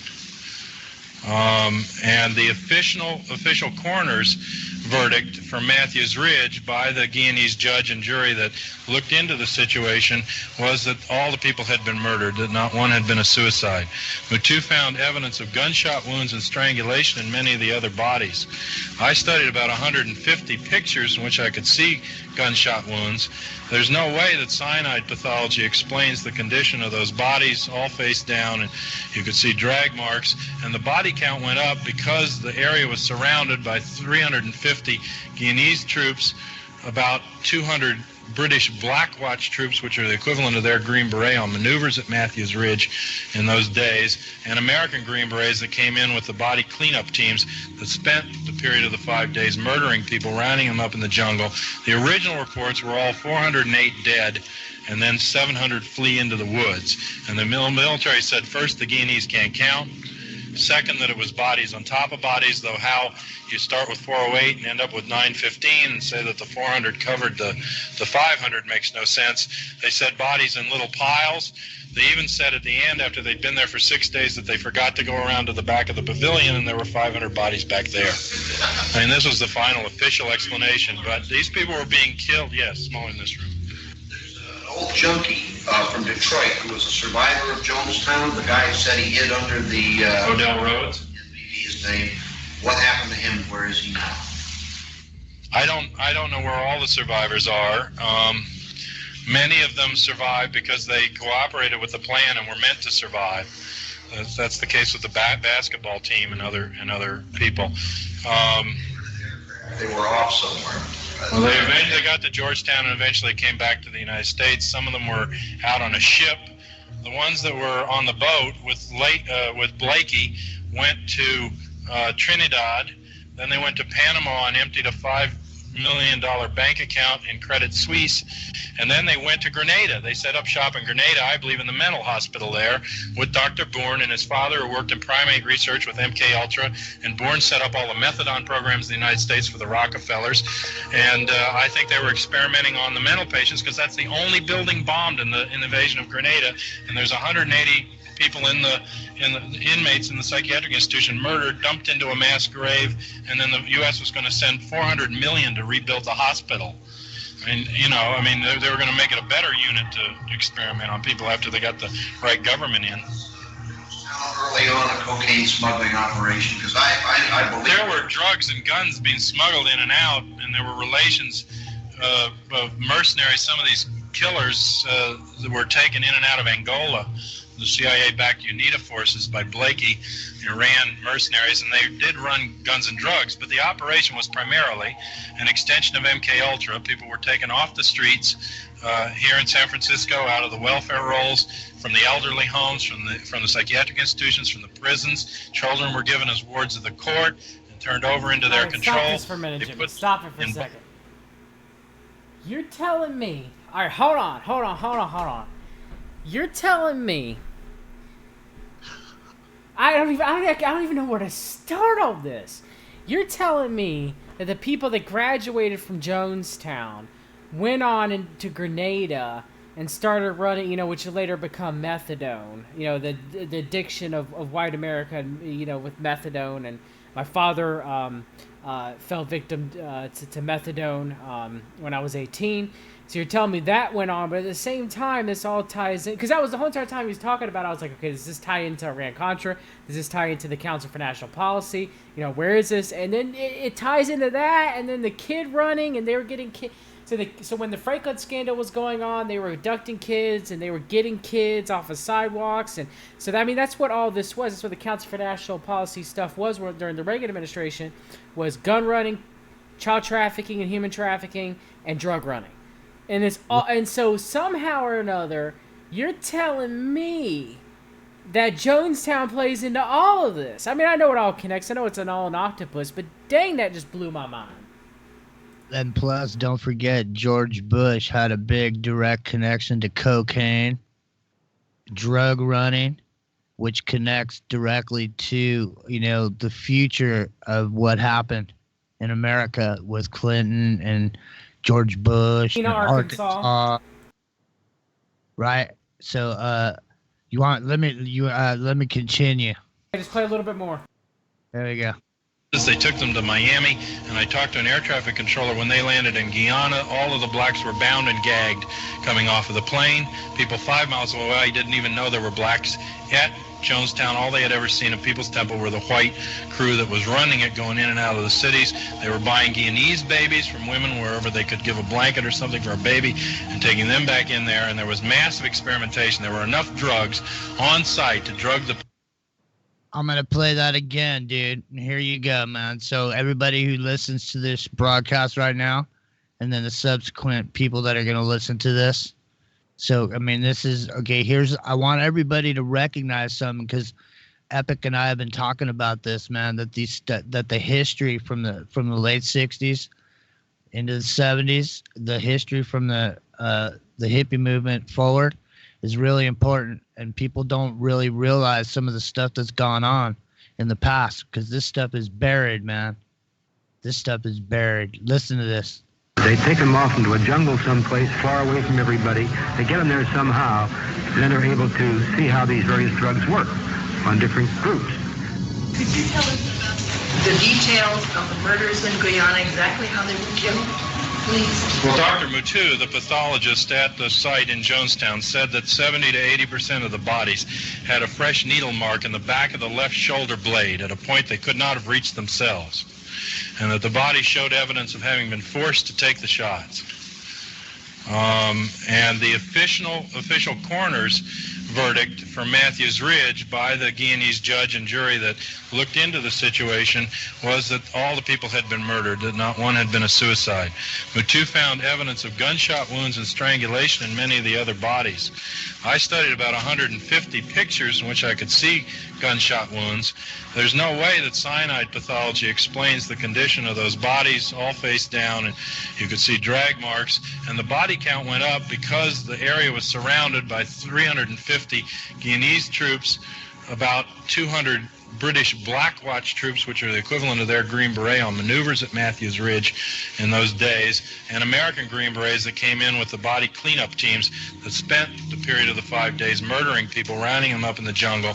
The original reports were all 408 dead, and then 700 flee into the woods. And the Yeah, see, they started, man, the operation got found out, and they started trying to round people up. A bunch of people booked. Everybody split and ran out in the jungle, and they had guys out there rounding people up and dragging them back to the compound. I think there's more to it than that, actually, too. I think, you hear now about extraordinary rendition, where they go grab a guy and haul him off to a black site in Afghanistan or, Belgium or something, right? Well, how about this? We're talking about the George H.W. Bush CIA, which is probably the most corrupt one ever. I mean, Allen Dulles is bad, but this is really bad because of the massive people involved. We're just talking about the invasion of Grenada and how it went through Panama, of course, right, with Noriega there, the linchpin of that whole evolution. But what about the idea that when this whole thing got busted, when the word was out that this operation was, the cover's blown down there in Jonestown, they went and used the opportunity to go round up all the other rogue agents or people who might be able to finger them and just brought them down there. I'd like to know what happened with the aircraft travel going to and from that area at that time. I bet you, we're talking about 500 extra people. That's what I'm saying, man. These were all people that they fingered, man.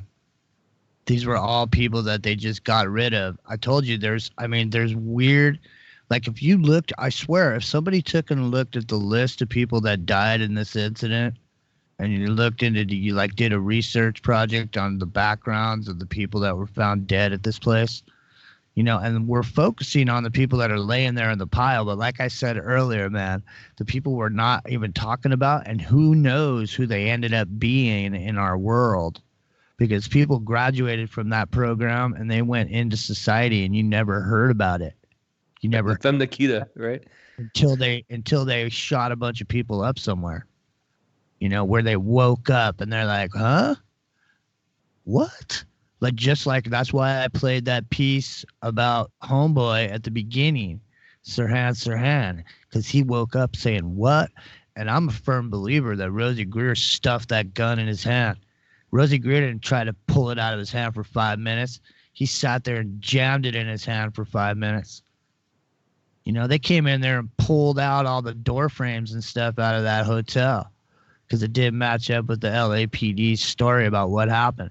So, you know, Homeboy was triggered, and, you know, he's a triggered mind control subject who went through some sort of a graduation, you know, scenario in one of these schools that you never heard about. You know, we heard about Jonestown, but believe me, there's many Jonestowns that go on. And in this world, there's probably Jonestowns that you pay or you get paid after you get out. They find you jobs. It's like an employment agency. You know, you graduate the program and you get out. Unemployment agencies for spooks. Exactly. But yeah, there's probably many of them that we haven't heard that have happened, you know, around the world. Some of them done by our own CIA, and some done by other countries' intelligence agencies as well. Well, just that you didn't recognize it, John. You know, like what I mean. It's like here. What we're doing is we're breaking this out right now. This happened. It happened a long time ago. People ain't really thinking about it. But look how topical it is, because we're about to let me let it go, because we're about to get to the part about the kids and all that. Here we go. And count. Second, that it was bodies on top of bodies, though how you start with 408 and end up with 915 and say that the 400 covered the 500 makes no sense. They said bodies in little piles. They even said at the end, after they'd been there for 6 days, that they forgot to go around to the back of the pavilion and there were 500 bodies back there. I mean, this was the final official explanation, but these people were being killed. Yes, smaller in this room. There's an old junkie from Detroit who was a survivor of Jonestown. The guy said he hid under the... Odell Rhodes? His name. What happened to him? Where is he now? I don't know where all the survivors are. Many of them survived because they cooperated with the plan and were meant to survive. That's the case with the basketball team and other people. They were all somewhere. Well, they eventually got to Georgetown and eventually came back to the United States. Some of them were out on a ship. The ones that were on the boat with Blakey went to Trinidad. Then they went to Panama and emptied a $5 million bank account in Credit Suisse. And then they went to Grenada. They set up shop in Grenada, I believe in the mental hospital there, with Dr. Bourne and his father, who worked in primate research with MKUltra. And Bourne set up all the methadone programs in the United States for the Rockefellers. And I think they were experimenting on the mental patients because that's the only building bombed in the invasion of Grenada. And there's 180 people in the inmates in the psychiatric institution murdered, dumped into a mass grave, and then the U.S. was going to send $400 million to rebuild the hospital. And, you know, I mean, they were going to make it a better unit to experiment on people after they got the right government in. Early on, a cocaine smuggling operation, because I believe... There were drugs and guns being smuggled in and out, and there were relations of mercenaries. Some of these killers were taken in and out of Angola. The CIA-backed UNITA forces by Blakey, Iran mercenaries, and they did run guns and drugs, but the operation was primarily an extension of MKUltra. People were taken off the streets here in San Francisco, out of the welfare rolls, from the elderly homes, from the psychiatric institutions, from the prisons. Children were given as wards of the court and turned over into their control. They put them in buses. They took them to Miami, and I talked to an air traffic controller. When they landed in Guyana, all of the blacks were bound and gagged coming off of the plane. People 5 miles away didn't even know there were blacks at Jonestown. All they had ever seen of People's Temple were the white crew that was running it, going in and out of the cities. They were buying Guyanese babies from women wherever they could give a blanket or something for a baby and taking them back in there. And there was massive experimentation. There were enough drugs on site to drug the population of Georgetown, Guyana, over 120,000 for more than a year for a population of 1,200 people in this camp. And Dr. Schacht, who I believe survived, he's not in the first death list. He's added to the second. I think he's related to Hjalmar Schacht, the Mike Reich's Minister of Finance, who developed the phrase "Arbeit macht frei," work makes you free at the Auschwitz camp. and they came to Houston. That's where the Schock family ended up. They were the big bankers for Hitler. And this guy's from Houston, and he was not a doctor. He was described as doing, suturing on wounds without anesthesia and all kind of sadistic things. And they had medical tags. You can see even in Time magazine medical tags on the people. But an order came down from Zbigniew Brzezinski through Hague to Robert Pastor on site to strip bodies of all identification and tags. And the bodies are left in the sun to rot so that no fingerprints, no identification can be done from the tags, and no autopsy can be done, fluid or otherwise, by the time they get back to the United States. So you can never find out what killed them or how many drugs they had in the body. They had one footlocker there with 11,000 doses of Thorazine. And the drugs that are described are the exact drugs that were used for 30 years in MK Ultra in the different control scenarios.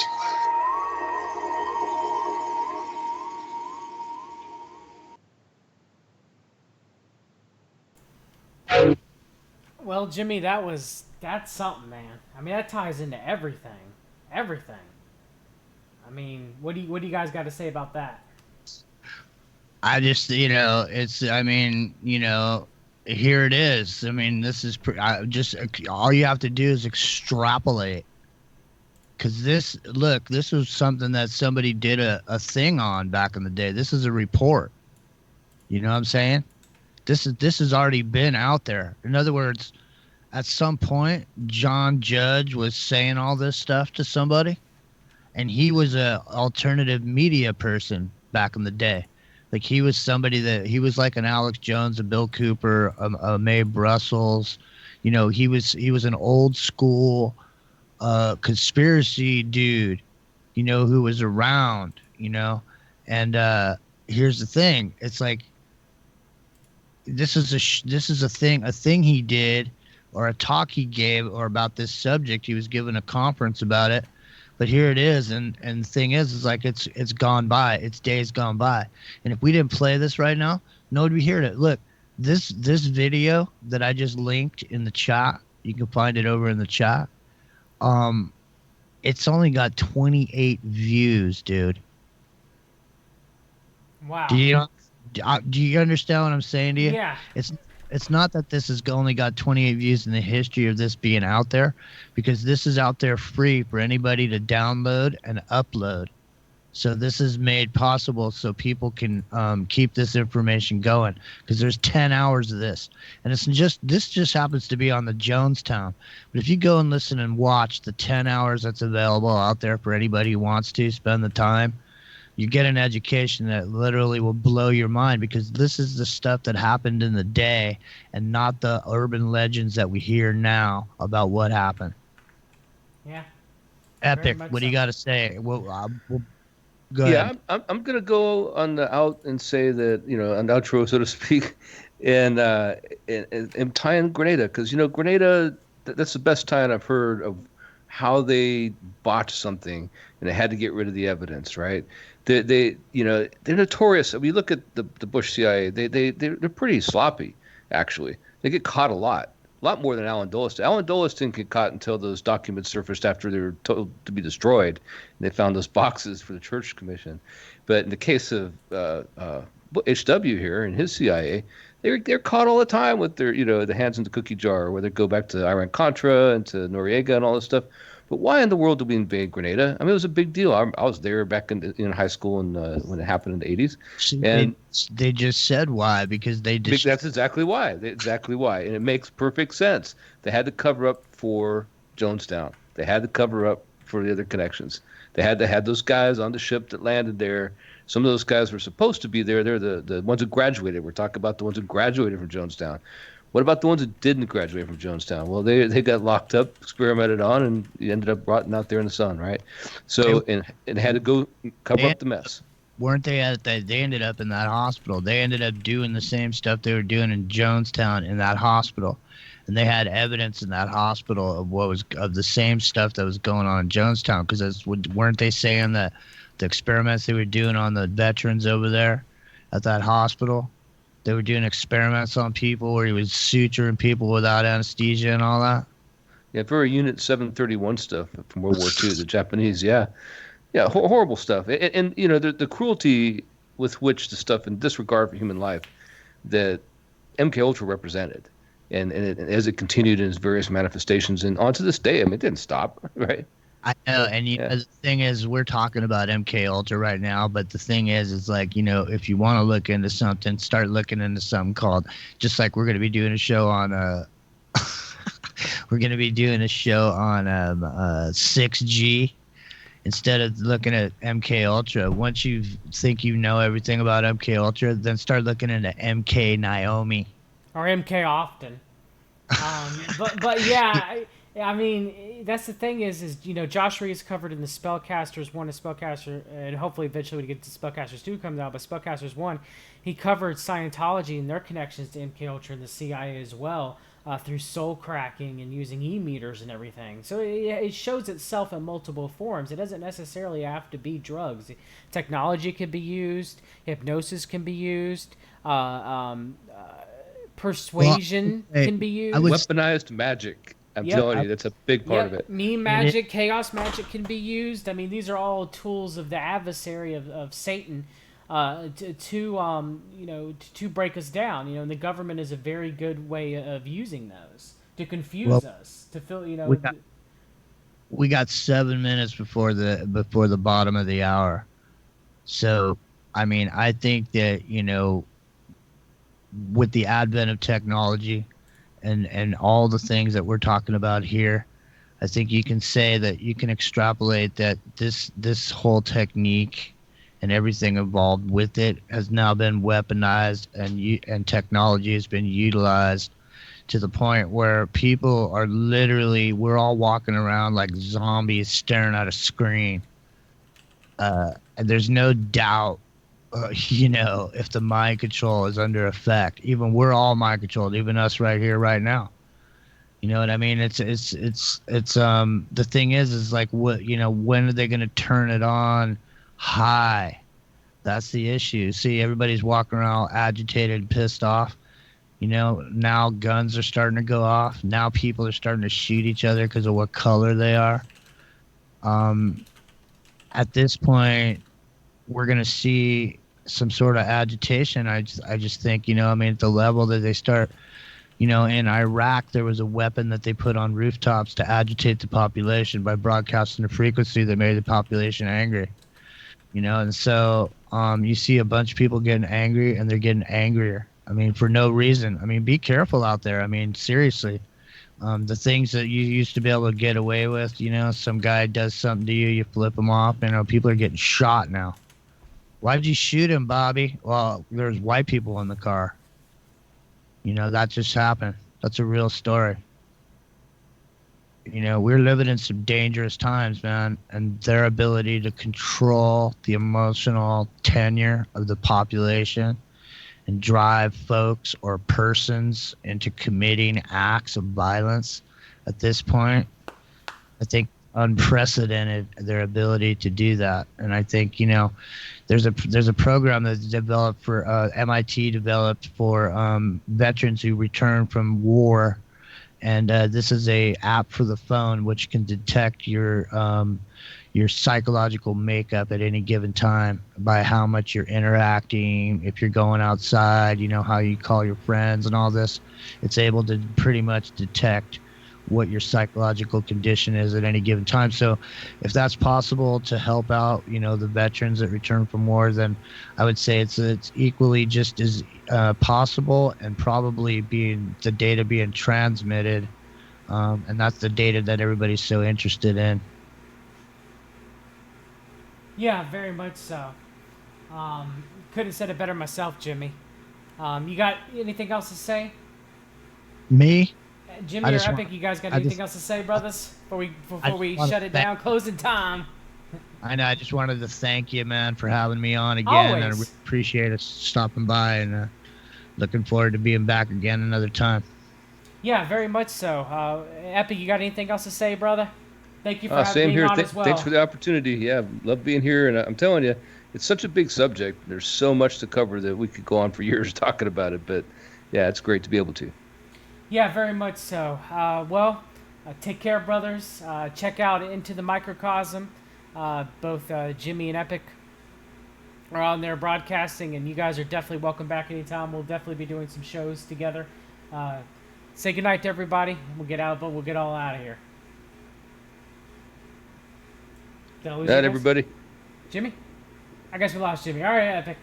I'll say goodnight for Jimmy. All right, you guys. That is it for this evening.